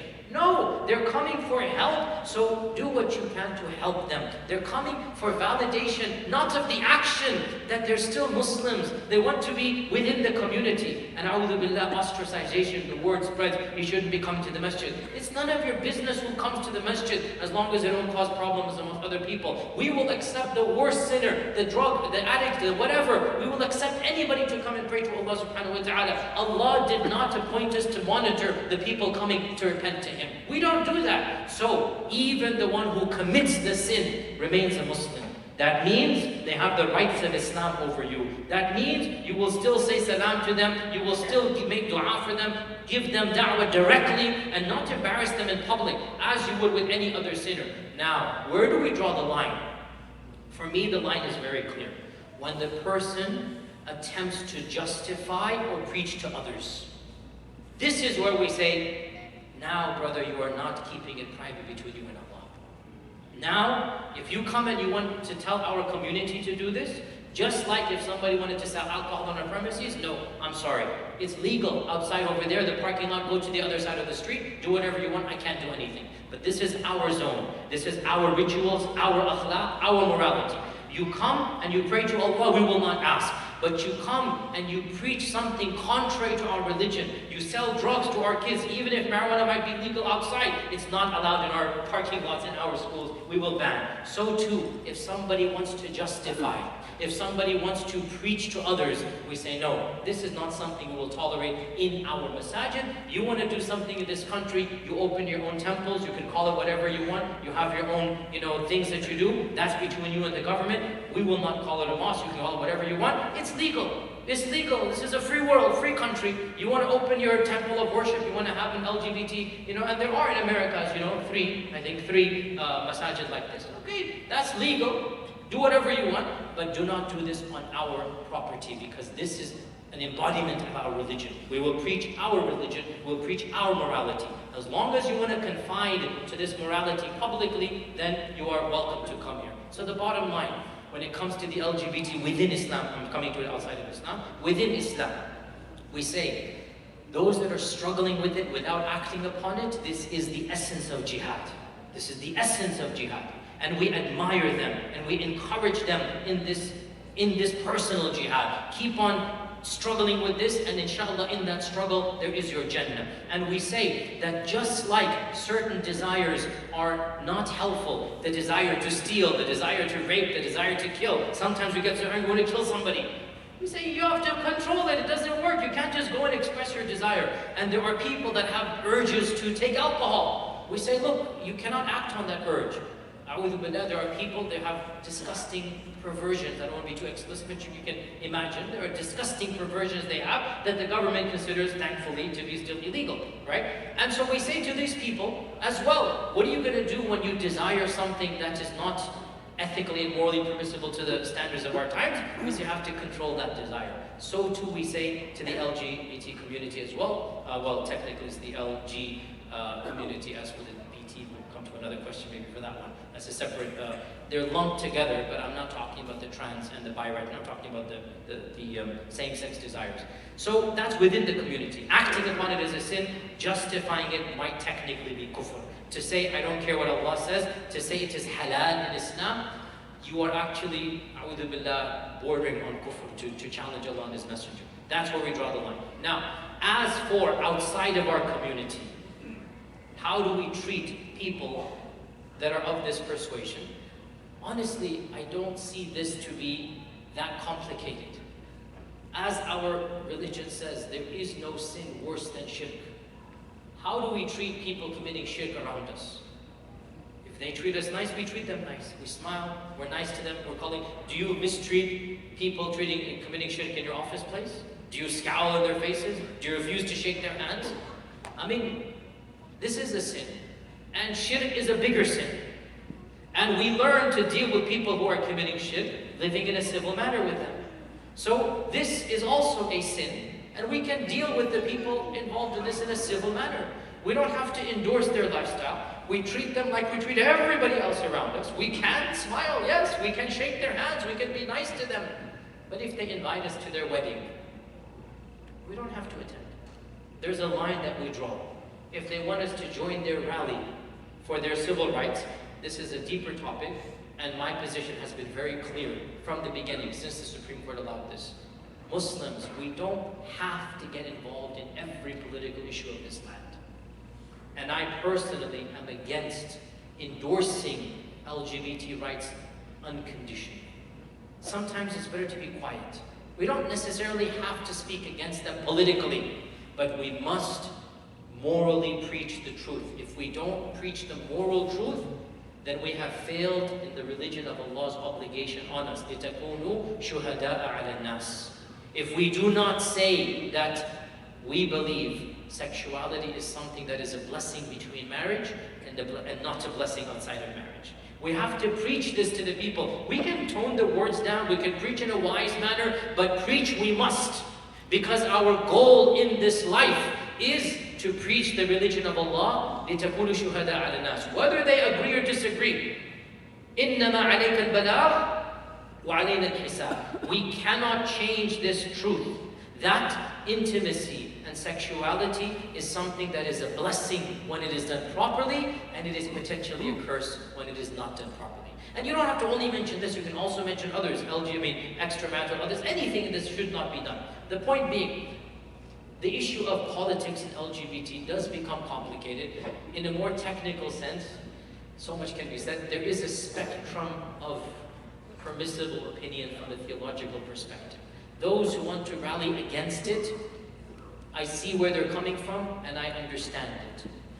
Those that are technically saying, I will support the political right but not the moral right, this is problematic insofar as it's very nuanced and very few people will understand. And you're sending a mixed message to your own kids. Do you really think your children will understand? I don't support you morally, but I support you politically. But still, those who do so, I can't say that they are sinful in the eyes of Allah. They might be unwise, they might be doing something foolish in the long run, but morally speaking, they haven't crossed the red line in my eyes. This is my opinion, my ijtihad. That those who say the American government has no business dictating morality, and therefore I will say the American government should have nothing to do with who gets married and whatnot, I personally believe this is a dangerous position because you send a double message to our community. That community thinks you're endorsing them. That community feels you're coming on board with them. But then you speak to some, they say, no, I'm not. I'm actually just, politically. And then our children as well. And the example I've given is the 21st Amendment, which repealed the 19th Amendment, alcohol, right? Imagine 100 years ago that there was a debate going on, should alcohol be legal or not? Because that's what happened 100 years ago. Literally, 100 years ago, there was a debate in America, should we make alcohol legal or not? Because it was banned. You all know this, right? It was banned for 3 years. It was completely illegal to purchase alcohol. You could go to jail, the Prohibition era. Now, a movement began. There were protests in the streets. Oh, good fish up? Okay. There were protests in the streets. There was marching in Washington, D.C. to make alcohol legal. Do you think Muslims should have participated in those protests? At the forefront, yes, make alcohol legal. The government has no right telling us when we should drink. Do you think it would make any sense? Yet, for some reason, some Muslims think they should do that for the LGBT community. My position is that's not wise or safe, but I still am trying to be technical and say I don't think they've crossed a theological red line as long as they say Islam does not allow this. They're being somewhat hypocritical, but khair, let that be. My personal position is you don't have to participate. That's what I've done. Neither for nor against politically. Let them do what they're doing, and morally we are preaching what we are preaching, and Allah Azza wa Jalla is our witness with that, inshallah. Jazakallah khair, Shaykh. We have several of our youth representatives here with us tonight, so inshallah the questions that are coming in, we're not censoring them at all, we're just filtering through to group some of the most popular questions together. I would ask our sister Misha Fakhruddin to come forward with the first question of the open Q&A tonight. Again, we're not censoring them, we're not changing the wording by any means, so your questions are inshallah being asked exactly as they are being asked. We are purposefully assigning some of our male and female question askers to some of these questions. That's by design, so don't be caught off guard if it maybe seems a little off to you, but we're doing this on purpose. So Sister Misha, please. Assalamu alaikum, Shaykh. Jazakumullah khair for giving us your time tonight. The first question from the audience is, why are there such harsh punishments for sins that don't seem that bad? For example, sex, partying, etc. Why are there such harsh punishments for sins that don't seem so bad? Then you mentioned two things that are very different, sex and partying. Partying has no had punishment. If you go to a party, and average parties have things that are un-Islamic, but there's no had punishment. So the two are equated, but they're not in the same question. Now, to respond, the philosophy of punishments in Islam is to be a deterrent. That's the whole point of a punishment. This is explicit in the Quran. When Allah subhanahu wa ta'ala mentions in the Quran that when you punish them, let a group of people bear witness to their punishment. Allah explicitly says, let people witness that punishment. In another verse, Allah mentions when it comes to execution for the murderer, and this is a powerful verse, وَلَكُمْ فِي الْقِصَاصِ حَيَاتٌ يَا أُولِي الْأَلْبَابِ. And in executing the murderer, in killing him, Allah says, there is your own life, O people of intelligence.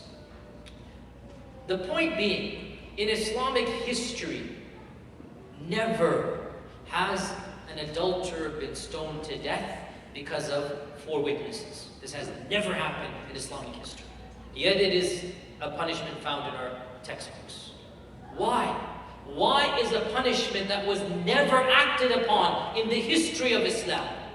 Think about it. There is a punishment that if 4 people see it, this is the punishment for it.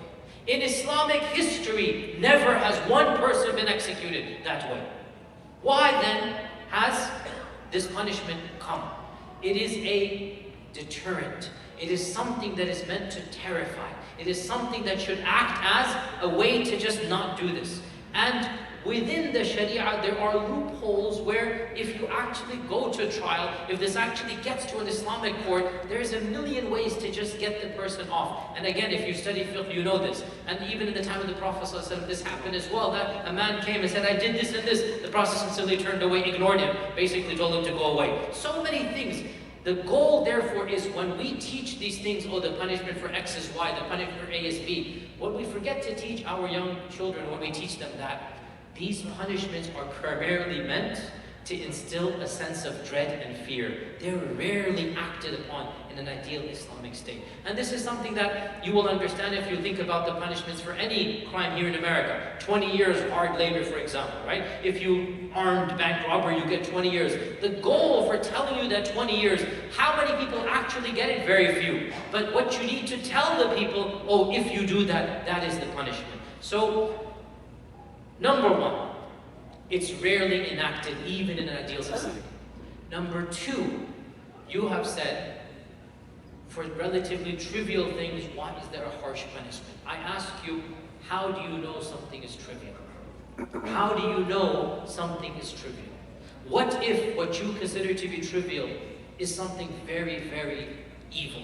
This is in the Quran as well. وَتَحْسَبُونَهُ هَيِّنًا وَهُوَ عِنْدَ اللَّهِ عَظِيمٌ. When our mother Aisha, the slander spread, Allah says, you thought this lie was trivial, that you're talking about the honor of a pious lady. You thought it was trivial, but this is a manifest evil in the eyes of Allah. Subhanaka hada buhtanun azim. So who gets to decide the moral weight of something harmful and something beneficial? And again, this goes back to our hedonistic culture. What's the big deal if two people hook up? Why does it bother anybody? And again, I ask you, who gets to decide what's a big deal and not? How do you know that this rampant abuse of sexuality maybe is destroying society as we know it? Maybe the morality and the akhlaq and the crime rate and the decency is all being destroyed because we've opened the floodgate for fahisha of all types. How are we going to know this? And I again remind you, there are a number of really good books, and I wish I remember the 2 or 3 of them that I read a few years ago, but there's a number of prominent books that have basically challenged the modern sexual culture that we live in and demonstrated the onslaught of pornography. And again, pornography is another very good question and topic to discuss because it has been studied so much. There's a number of really great TED Talks on, you know TED, TED, TED? There's a number of really good, in fact some of the most watched TED Talks are about against pornography. Because survey after survey has shown, there's one of the highest ones, a man says, why I left pornography. He's a researcher, and he researched himself the effects of pornography. And we're coming to terms to realize the impact that this has destroys masculinity, destroys femininity, destroys marriage, and when you destroy marriage, you destroy society. So you think it is trivial, but in fact it is not trivial. It's actually a very, very grave sin that really has repercussions far beyond the privacy of these two people. When two people do whatever they do, they don't just hurt themselves, they hurt many other people without realizing it. I'll conclude with one example of this, which is something we all understand. We say, who cares if two people do something in the privacy of their rooms? Yet, when it comes to crack cocaine, nobody says, who cares what the drug addict by himself or herself does in the privacy of his room? Why? Because we all know there are tangible harms for that drug addict. There are tangible harms that come to him, to society as a whole. We have to end up taking care of him. The cost, the destruction, the amount of money that is spent, it's nothing but harm upon harm upon harm. So that's why even if he does it in the privacy of his bedroom, we say, no, he cannot take crack cocaine. He cannot take heroin. We have to ban heroin because it's such an evil substance. What happened to consent? What happened to privacy? What happened to freedom? We understand that not every pleasure is positive. We understand that many pleasures are harmful. So the Sharia comes and says sexuality is a blessing when done properly, and if it's not done properly, it harms the very basis of society. That is my answer to it. I'll ask Brother Faraz to ask our second question tonight of Shaykh Yasir.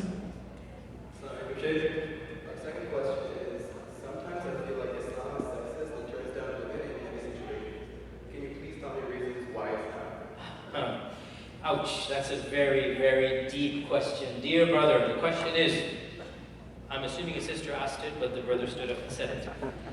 Sometimes I feel that Islam is a sexist religion, and it turns down women, or I guess privileges men in many situations.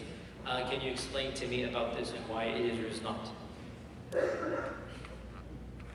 This topic still requires a very, very good Islamic lecture to be given. I think that there is still a vacuum when it comes to Islamic talks about this topic. Many have tried, many have failed for various reasons. Where does one begin? Let me try to give a short answer, even though this is a topic that is worthy not just of a lecture, of a series of lectures. And there's a number of people, Sister Noor as well, there's one that's given some talks about against femininity. Why I'm not a Muslim feminist, she says. There's some talks on YouTube about that. Noor, I forgot her name. But to summarize in a nutshell, point number one, there is no doubt that the Quran explicitly says men and women are spiritually equal in the eyes of Allah. This is incontrovertible. Nobody can deny this. Salama comes to the Prophet and says, Ya Rasulullah, how come Allah doesn't mention women in the Quran? This is a question she asked. By the way, if any sister asked it now, I think some of our elders would get angry and say, how dare you? Salama asked the Prophet, Ya Rasulullah, how come Allah mentions men and not women? And Allah responded by revealing not one, not two, 3 verses in the Quran. We still recite them to this day. Of them is the last verse of Surah Al-Imran. فَاسْتَجَابَ لَهُمْ رَبُّهُم. Allah responded to them. Allah answers the question. أَنِّي لَا أُضِيعُ عَمَلَ عَامِلٍ مِّنكُم مِّن ذَكَرٍ أَوْ أُنثَىٰ بَعْضُكُم مِّن بَعْضٍ. Any deed that you have done, whether you're male or female, you shall get its full reward. The two of you are from one another. Meaning, listen to this carefully. A man does a deed, a woman does a deed, ignoring all other factors, their gender does not give those deeds a push or a withdrawal. The gender does not discriminate in the reward of the good deed. This is very clear. مَنْ عَمِلَ صَالِحًا مِنْ ذَكَرٍ أَوْ أُنْثَىٰ. Whoever does good, male or female. So the Quran is explicit, no question about it, that the both genders are equally human, will be equally rewarded, and have the same capacity to get to Jannah or to be punished by Allah. That is the ultimate equality. No one can deny that. Now, where does the more problematic issue comes? That is in the question of gender roles. Gender roles. And I think it is fair to state that the Quran does assign various roles to the two genders. وَلَيْسَ الذَّكَرُ كَالْأُنثَىٰ. The male is not like the female. And the male is not like the female. Physiologically, physically, biologically, emotionally, the male is not like the female. And this is, it used to be an incontrovertible fact. Within the last 5 years, it's becoming politically incorrect to say. In some countries, it might even become illegal to say what I'm saying right now. But human history, throughout all of recorded history, every civilization, every religion, every culture, without any exception, brothers and sisters, gave the two genders slightly different roles.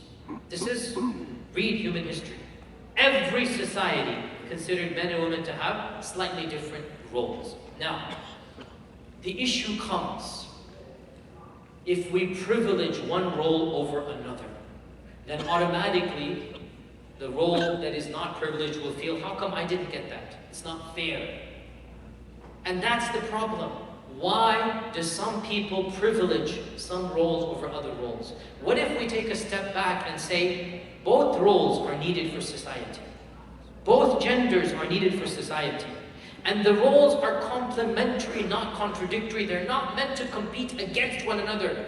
Husbands and wives are on the same team. And in a team, you have different talents and different roles and responsibilities. One person is in this, and this is in any team, any corporation. One person, you're in charge of media, you're in charge of logistics, you're in charge of this, you're in charge. You assign tasks. And guess what? You will assign tasks to the person who is best qualified to do them. SubhanAllah, two twin brothers, they enter university, or twin sisters. One of them goes into engineering, one of them goes into medicine. When they finish in 10 years, will you give the same roles and responsibilities to these twins? Will you say to the one who studied engineering, go and operate in the theater, and the one who studied medicine, oh, you go and design that building? No. Simply being trained in a certain manner automatically gives you certain tasks that the other does not have.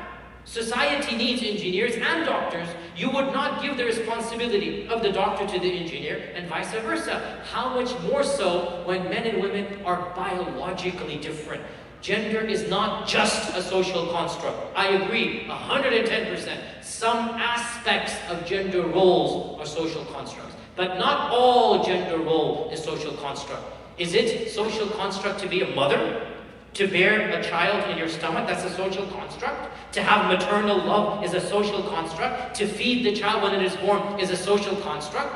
Anybody who is married and has a child knows men and women react differently and take care of children differently. Yes, there's always exceptions, but don't use the exceptions to prove the rule.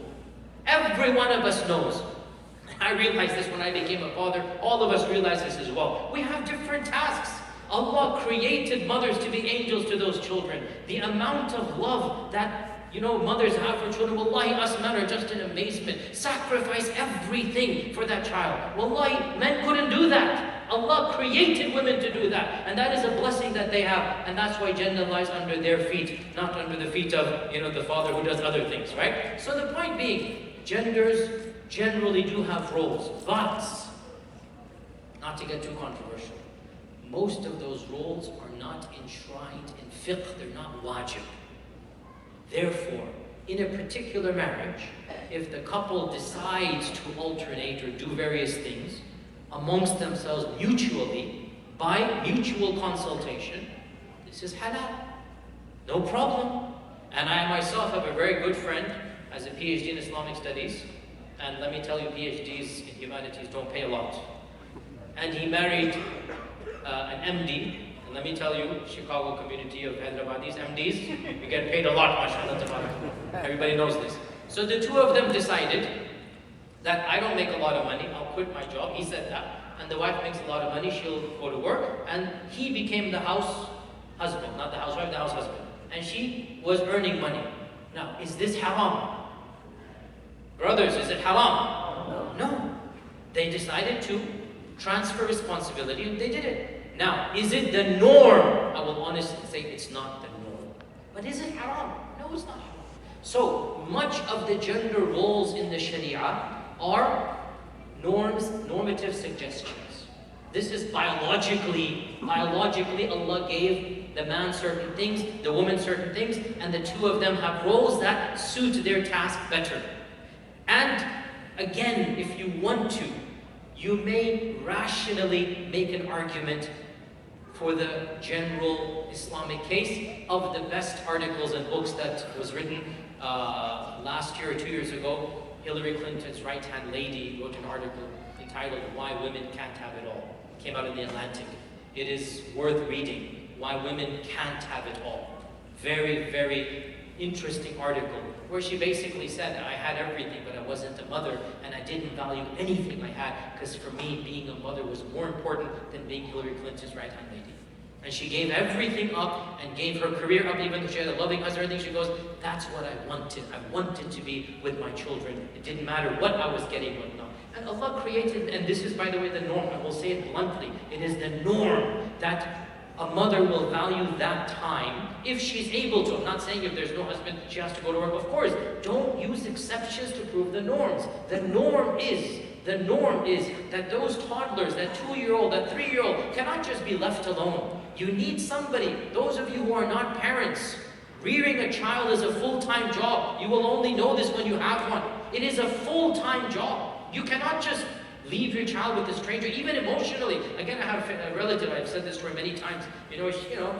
She grew up in this same world we live in, and she grew up very much, I'm going to have a career, I'm going to not be a housewife. She had a very prestigious degree, everything. And subhanAllah, in that case, her mother, my aunt, her mother was actually a housewife, so she could take care of her own granddaughter.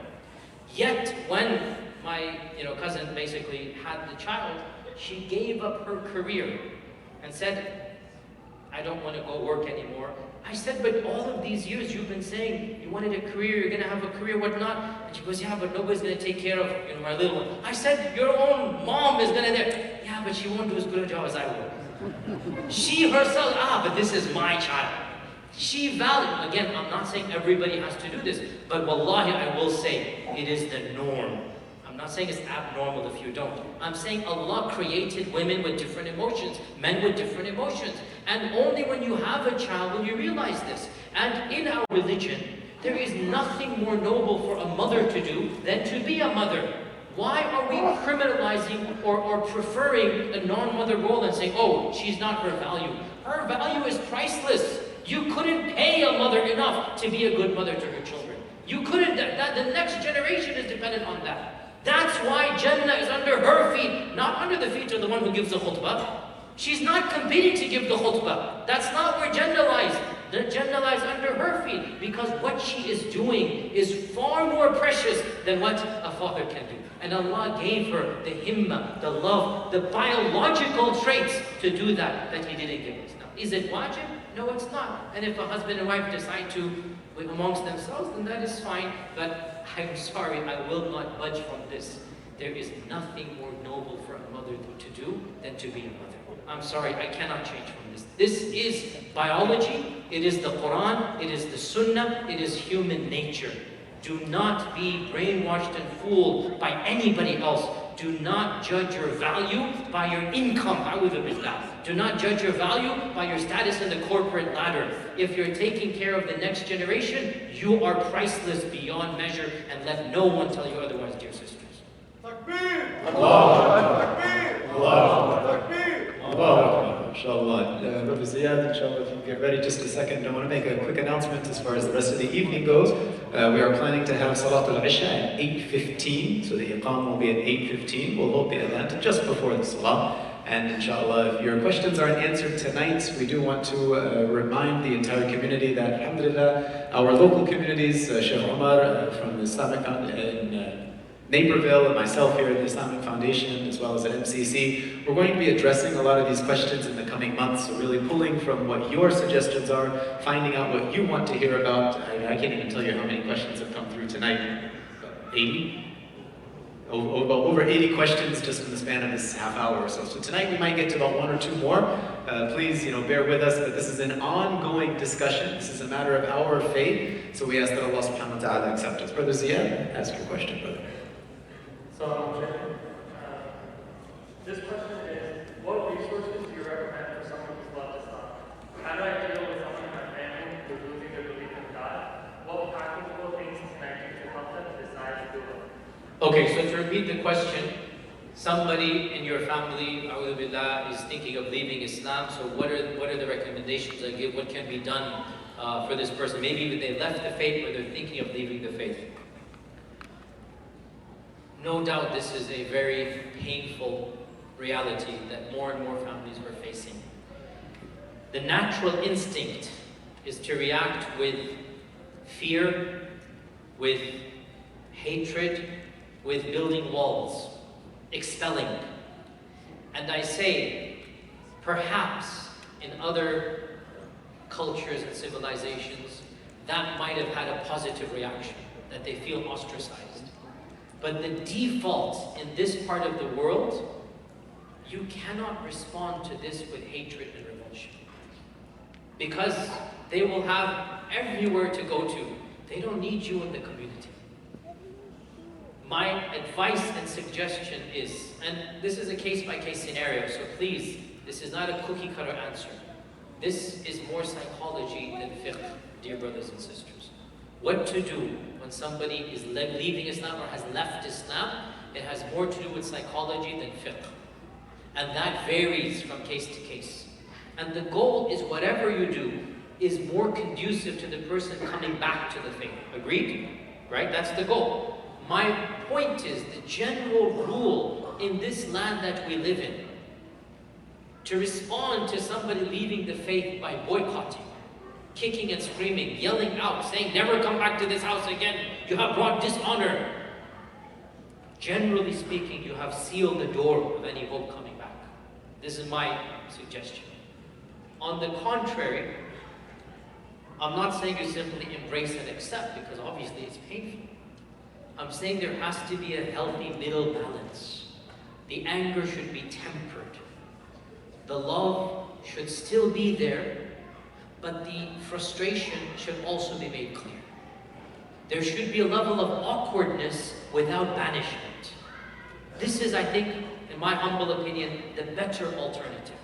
Because nothing happens when you kick the kid out. especially when they're above the age of 18. If they're below, then they're going to go to foster. What's the point there? Nothing will be gained if you shut your door and say, never come back, you brought dishonor to my house. Well, the kid's gone now, or the young man or woman has gone now. What are you going to do? I think there should be a healthy balance between showing your frustration, and of course you have every right to be angry, but keep the anger tempered. Explain why you're angry, even as you don't cut every tie with your son, your daughter, your relative, whatnot. You can't. There's no point in doing that. What's going to be the good? Now, you cannot just embrace and ignore, because that would also be dhulm. It would be an injustice. Imagine if, a'udhu billah, your son was a drug dealer, let's say. Always, you cannot just welcome him as if he's doing it. His whole lifestyle is haram. It's not just one sin. His whole lifestyle is haram. You cannot ignore that. It's going to hurt you every time he comes to your house. Why are you selling drugs to us? It's going to hurt you. Well, for us, kufr is a bigger sin, and this is the fact, than dealing with drugs. It's going to hurt you. That hurt should be manifest, but it should still always be tempered with, look, this is your house, we are your parents, no matter what happens to you, we're always your parents, we're always your cousin, your relative. That's never going to change. But because I'm your relative, because I'm your cousin, because I'm your uncle and aunt, because I'm your father and mother, you know how much we love you, and we have to give you this advice. Never ever stop giving advice. Never make it acceptable in status quo. Never become comfortable with that kufr, or else you haven't done your job. Always, whenever, I'm not saying every conversation, but I'm saying that awkwardness should always be there, because they should not feel that they're fully accepted anymore, because there is an element of awkwardness. But my humble suggestion, there's also should not be total ostracization or boycott. Now, what can be done? It's a case-by-case basis, and we need to analyze why this person left the faith.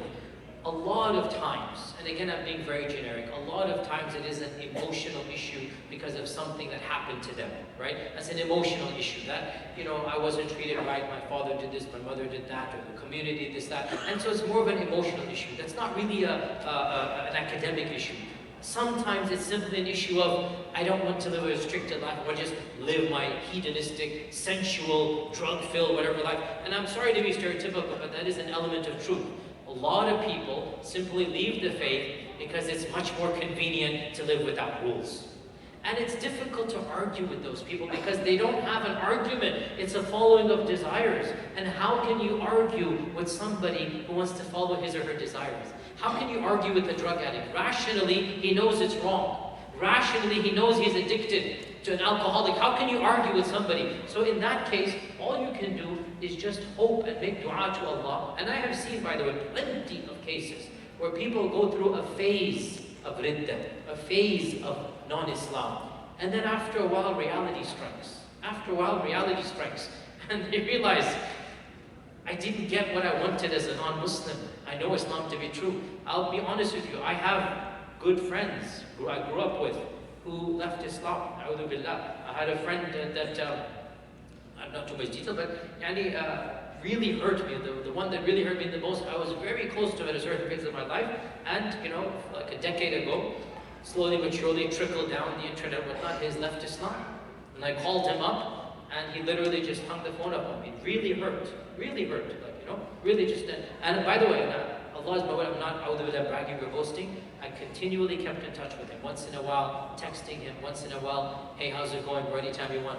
No response back, you know. And then subhanAllah, 3-4 years ago, his father passed away. And he was in the room when the father passed away. And everything flipped. And he told me, I had a conversation with him, he told me, watching my father die, realized I was lying to myself. I knew Islam is true. I was living the life of a lie. Seeing death and recognizing death is real. And there is life after death. And there is malakul maut and sakaratul maut. There is no explanation for life other than religion. And everything came back to him at the death of his father, and he ended up retaking the shahada and rejoining the community. And alhamdulillah, because I had established ties with him, he called me up and we had a conversation, because I never boycotted him, never. Always kept that channel open. He knew I was distraught, he knew this, but I always kept that line in case he wanted to come back. So, honestly, there's no magic solution. You can't just snap your fingers and bring in a shaykh and have a 10-minute argument. No, I have spoken May Allah, I have spoken with so many murtads, so many people who left the faith, and I'll be honest with you, never after one conversation did they come back. I'll just be honest, I'm just telling it like it is. Never after one conversation with me did they just say magically, oh, mashallah, Shaykh, you are absolutely ashhadu an la ilaha. Never worked. Immediately. But alhamdulillah, on multiple times, in the long run, it did work. So don't give up hope. It's not just a one-off. Generally speaking, when people leave the faith, there are deep-seated emotional issues. And then they latch on to what they think is a rational argument. Listen to this carefully. There are deep-seated emotional issues. But they need to justify, and they can't say, oh, my father mistreated me when I was a child. That's stupid. So they say, oh, Islam allows milk yamin. And they latch on to that. How can I accept a religion that allows milk yamin? And so he comes to me, I begin arguing with milk yamin and why is this and that. And you're never going to convince him because it's not the milk yamin issue because of which he rejected Islam. It's a deep-seated psychological issue, but he needs to or she needs to find something to justify the rejection. And so, in my humble opinion, the best tactic long-term after dua, believe it or not, is community kindness. To realize they're giving up a lot. They're giving up their faith, their community. They're giving up a reason for living, a higher purpose. And deep down inside, let's hope that whatever emotional thing they have, it fizzles out like what happened with my friend. And he realizes, you know what? I was lying to myself. He told me literally this verse, I was lying to myself. And deep down inside, I knew Islam to be true. And it was the death of my father that caused me to wake up to this reality. So that's Allah knows best. That's all that I can say. So just for clarification, we've gotten over 250 questions, so it's a little bit more than 80. Quick shout out to the person who's asking about the Zabiha Halal hand slaughter question. This brother might be hungry, I'm not sure, so we're going to try to keep it close. We will, inshallah, keep Salat al-Isha at 8:15. I don't know if we're going to jump into that topic tonight, but do know that all of these, inshallah, will soon be addressed by our respective communities, inshallah. Sister Misha, I believe we have another question.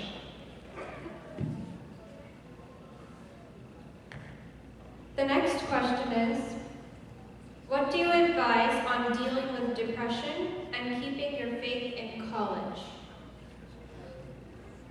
So, sister, this is a question that, again, many of our elders, with my utmost love and respect to them, I don't think they understand how endemic this problem is. How many of our, especially young 20s at that stage, they're grappling with depression. And even for me, this was a shocker because I'm slightly older than that. When I went through university 20 years ago, it wasn't like this. And we don't understand why this is happening across the country, Muslim, non-Muslim. We don't understand. Studies are showing that younger and younger people are going to therapy. And again, you can blame a lot of things. I don't think there's any one answer, but I do think it is symptomatic of the world that we're living in. For the first time, young college kids in the droves are undergoing depression, having to see therapists. I spoke to a therapist last week because of an issue happening in my community, and she told me that this is something that the psychiatric community is well aware of, that the number of rates of depression in youngsters is on the rise in our times. I'm talking about from my generation to now, 20 years ago from now. That's half a generation, not even one generation. We didn't have this problem in the 90s. I went to college in the 90s. What is happening? This should lead us to question, is this society headed in the right direction morally? Is all that we're going on of hedonism and social media and pornography and just complete entertainment culture, just everything entertainment, I mean, is that conducive to human health? The gaming, I'm not blaming anyone, I'm talking overall about the culture that we live in. Everything about it, is it conducive to the well-being of the human mind? There's no one thing I'm pinpointing, I'm talking about the whole thing. And one of the things we see, the rise of depression. And I don't have a clear-cut answer. I'm actually dealing with the case of my own community of a 20-year-old man. And again, another terrifying thing, the rise of suicide. Again, it's something that is taboo for the elders to talk about. We need to talk about it. In every community across this country, our Muslim kids, You know, they are, a'udhu billah, it's increasing now. And what is to be done about this? Again, this is unprecedented. In human history, average teenagers didn't just go and commit suicide. What is happening? Why are young men, young women being so hopeless that they think death is better than life? These are difficult questions and there are no easy answers for them. What can be done? 3 very simple answers that psychiatrists and religious folk both agree with. Faith, family, and community. Faith, family, and community. These are 3 things that grapple and help us grapple with depression. None of them are magic cures. All 3 of them combined are not guaranteed to impact the psychological issues taking place, but if anything will help, these 3 will help. Faith, family, and community. In that order. Nothing helps a person deal with depression better than faith. It's not the only solution, it's not the end all and be all, but overall, faith helps you cope with the negatives. It helps you understand, console yourself, contextualize. Having a connection with Allah fills an emptiness in the soul that nothing else will fill.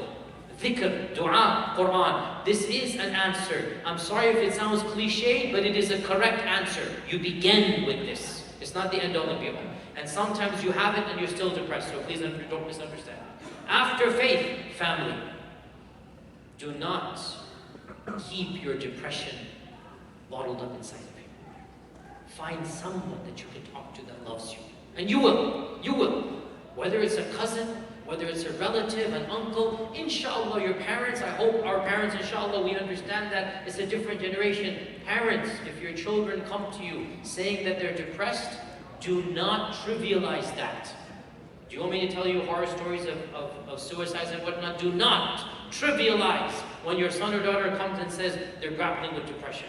Don't quote your stories. Oh, I came to this country with $2 and did this and that. Who are you ever? Do not do that.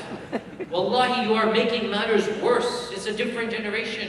You didn't grow up the way these children grew up, surrounded by the issues that they're surrounded by. You don't understand, and I don't, frankly, I'll be honest, I don't understand. It's not even my generation.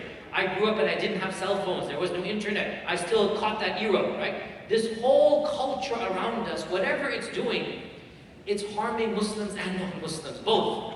So do not trivialize, validate, say, I hear you, I appreciate you, come to me, and then get help, professional help. So family, go to your family if you're grappling with depression. If you are getting thoughts of suicide, please, young brothers and sisters, wallahi, life is better than death. Allah says in the Quran, لا تقتلوا أنفسكم إن الله كان بكم رحيما. This is in the Quran. Don't kill yourselves. Allah is merciful to you. Allah is going to bring mercy to you. If thoughts of suicide are coming, dear Muslims, do not keep them bottled up. Go to people who love you and tell them what's going on in your mind. And then community. Have a purpose. Volunteer. That's why our Prophet ﷺ, a man came to him and said, Ya Rasulullah, my heart is hard. I have a hard heart. And a hard heart here means, really, it's like I don't have a higher purpose in life. One could say it's a type of depression. Nothing moves me. What did our Prophet ﷺ say? Go feed a hungry person and go wipe the head of an orphan. What a beautiful hadith. Go feed a hungry person and go find an orphan and show love to the orphan. Wipe the head, and sure you hug the orphan and whatnot. Meaning, go find a purpose in life. Do something useful to other people. And all of a sudden you will realize, life is good for me. Whatever is happening, and in doing khidmah to others, and in bringing happiness to others, Allah will bring happiness to you. Our Prophet ﷺ said, whoever makes others happy, Allah will make him happy. This is khidmat al-khalq, is khidmah of the khaliq. Doing khidmah of others, Allah Azza wa Jalla will bless you. So, my advice to you, these 3 things, in that order. What are they? Faith, family, and community. These are the 3. And then obviously number 4 is counselors and whatnot, but I'll be honest, and I've spoken with many psychiatrists, Muslim psychiatrists, that should always be number 4. Taking prescription drugs, there's a big controversy, what's useful, what's not. And a lot of my psychiatrist friends say that they should only be done as a last resort. Whereas the culture here, it becomes the first resort. Just go ahead, take Xanax, take this, take that. No, these mess with your mind.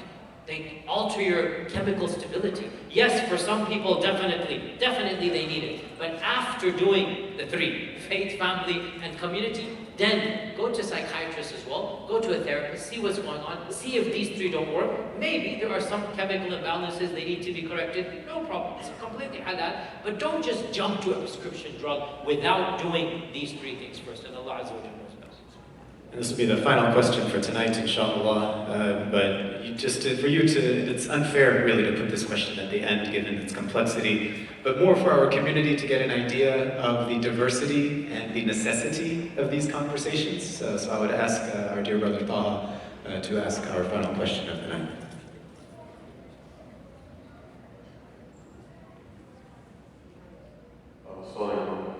The next question is, I'm being forced into marriage. What should I do? My parents will not budge, and it will look bad. What a question to finish tonight upon. I love it. Our brother Taha is being forced. You're being forced? Just teasing our brother. SubhanAllah. Most likely, I'm generalizing, this question is coming from a sister. And most likely, she is being pressured for the sake of khandan, and for the sake of log kya kahenge, what will people say, and for the sake of family honor. And again, this is one of those problems that we face, and I've again dealt with this. All of us imams, talk to any of us who's an imam here. How many times somebody comes to us with a family problem and the basis is, I didn't want to get married. How is a person going to live the rest of their lives with somebody they don't want to live with? How will they do that? There has to be love within the marriage. You cannot force that love to happen. Sister or brother, I would honestly say, pray istikhara to Allah. And if you feel that this marriage is not going to work, you have to convey that somehow. That they're worried about family khandan honor, log kya hakenge. Just say, what are they going to say after a divorce and 3 kids? What will they say then? You have to be blunt. Like if they're not going to listen to you now, are they going to listen to you after 10 years? You have to be blunt. You cannot allow this to happen if you feel your istikhara is like it's not going to work out. Because I'll also tell you that sometimes such marriages do work out. You don't know. It has happened amongst my acquaintances and friends as well, where I know for a fact that the boy or the girl were not that eager, but it was just family arranged. But they weren't against it either. It was just like, I don't know if this is going to work out. And they have a skeptical attitude. It wasn't, it was an arranged marriage, let's say, right? And one of the two parties was somewhat skeptical, but they're like, there's too much pressure, I'll go with it. They weren't dead against it, but they weren't for it either. And subhanAllah, everything turned out fine. So, I will say, don't just dismiss it offhand. Be fair. Give the person a chance intellectually. Meaning, don't say yes, think. Is this possible or not? Can I work it out or not? Am I biased for whatever reason? Is there somebody else in the picture that my heart is attached to because of which this person I can't think straight about? You have to be fair to yourself. So don't just jump to the no. First, think, why are my parents choosing this person? Is there some positives that I'm overlooking? Some negatives I'm exaggerating? And the best way to decide this is 2 things. Istikhara and istishara. Istikhara to Allah, istishara to those who know you the best. And in this case, your cousins and best friends. Your cousins of your age, they know you since you were a kid. Your best friends of college, of high school, they know you for so many years. Talk to them. They have your best interest, they know you the best. Talk to them, say, look, this is the guy. What do you think? Am I being biased? Speak to them, be honest. Istikhara to Allah, istishara with your circle of close people. And then, based upon that, take the next step. If your istikhara and istishara are kind of sort of like, maybe I'm being exaggerated, maybe it's decent case and I'm just looking at it, oh, Bismillah, let's give it a try. Then have a good attitude, and as Allah says, فَإِذَا عَزَمْتَ فَتَوَكَّلْ عَلَى اللَّهِ. Once you make the decision, Bismillah, put your trust in Allah and go with it all the way. But if you genuinely feel your istikhara and istishara, both of them, like, no, this is not right, I just don't find this person compatible, I don't think this is going to work out, then my sincere advice, speak now rather than 10 years from now. And approach the elders. At the end of the day, neither Islamically nor legally can your parents force you to get married. So in the end of the day, they're using emotional pressure. They're using emotional pressure, maybe even emotional blackmail, but they are not allowed, neither from the laws of the land nor from the laws of our Sharia, to force you to get married. So the law of Islam and the law of the land are on your side. And if you must invoke it to save yourself from a bigger embarrassment 10 years from now, then please, for the sake of that embarrassment, invoke it now. Go to your local shaykh. Go to your elders, your uncles that might, listen to, your elder cousins. There are people. I mean, inshallah, you're never going to be in a situation where everybody is dead set against you. There was going to be somebody who was going to be able to reason and say, this can't happen. She is saying no. You cannot force a young lady to get married according to the law of the land or according to the law of Islam. Somebody has to be brought in, and you need to be brave here. And it is indeed a difficult thing. I mean, I am from the same culture, I understand. It's not easy, but you will find people and you will have to verbalize. You will have to verbalize. But still, I say, don't get to that stage until intellectually, mentally, you've really made sure this is the right decision. Sometimes, you might not know what is better for you. Sometimes. And this is the reality as well, that at 18, 19, 20, 21, 22, you think you know and you don't know. This is also possible, that for your perspective, you're pretty certain that this is not going to work out, but maybe it will. That's why I'm saying istikhara and istishara. Make sure you exhaust these two, then after that, move on to the next step, and may Allah make it easy for you and for all of us, inshallah. Advice to the parents as well. Yes, obviously, parents, listen to your children, because in the end of the day, I mean, again, these are all worrying statistics, but our divorce rates of the Muslim community are almost on par with the broader society. Almost on par. Our divorce rates are above 40% now. That's terrifying. Every one of us, of my generation and younger, knows close friends and cousins that have gone through divorces. Every one of us. Even though when I was growing up, back in the 70s and 80s, I didn't know any uncle, auntie that went through a divorce. Not one. Growing up, I'm being honest with you. I did not know, in my circle of friends in Houston, not one uncle or auntie got divorced when I was growing up. Because that was a different time and place. In my generation, and the ones younger than me, more than 40% end up in divorce. Times have changed, parents. You cannot expect your children to follow the same culture as you did. You're going to have to be more open with them. And if you make the decision, when the mistake happens, they're going to blame you, not them. They will say, you forced me. And that will create a bitterness and a rift for the rest of your life. Whereas if they make the mistake, and even if it ends in a divorce, in the end of the day, they cannot blame anyone but themselves. At least your relationship with them will not be harmed. So please, parents, for the sake of your own relationship with your kids, and for the sake of it's un-Islamic, do not force your children to get married against their will. And Allah subhanahu wa ta'ala knows best. I appreciate you inviting me to your community. I hope that inshallah everything I said was beneficial. If anything I said was harmful or whatnot, I ask Allah's refuge. It was not my intention. These are difficult issues and questions. Sometimes we give answers that might be vague, might be incorrect. I ask Allah's refuge if that happened, and maybe there can be clarifications or part two. In aradtu illa islaha mastata'tu. May Allah Azza wa Jalla guide us and guide others through us and protect our children and grandchildren. May Allah subhanahu wa ta'ala bless us and our progeny after us to love the Quran, to love Islam. May Allah Azza wa Jalla make us and our children of those who establish the salah, who read the Quran, who pay the zakah. May Allah subhanahu wa ta'ala make us and our children shining role models. May Allah subhanahu wa ta'ala grant our children righteous spouses so so that their children can be protected after them. May Allah subhanahu wa ta'ala make us and our children from those who are muqimeen as-salah and muqimeen as-salah and ita' az-zakah and fasting of Ramadan. Oh Allah, protect us and our children with Islam standing, with Islam sitting, with Islam lying down. Oh Allah, allow us and our children to be together in this world upon Islam and in the akhirah upon Islam. Oh Allah, cause us to live as Muslims and to die as mu'mins and to be resurrected with the prophets and the companions, and what a noble companionship they are. Wa jazakumullahu khairan. Wassalamu alaikum wa rahmatullahi wa barakatuh.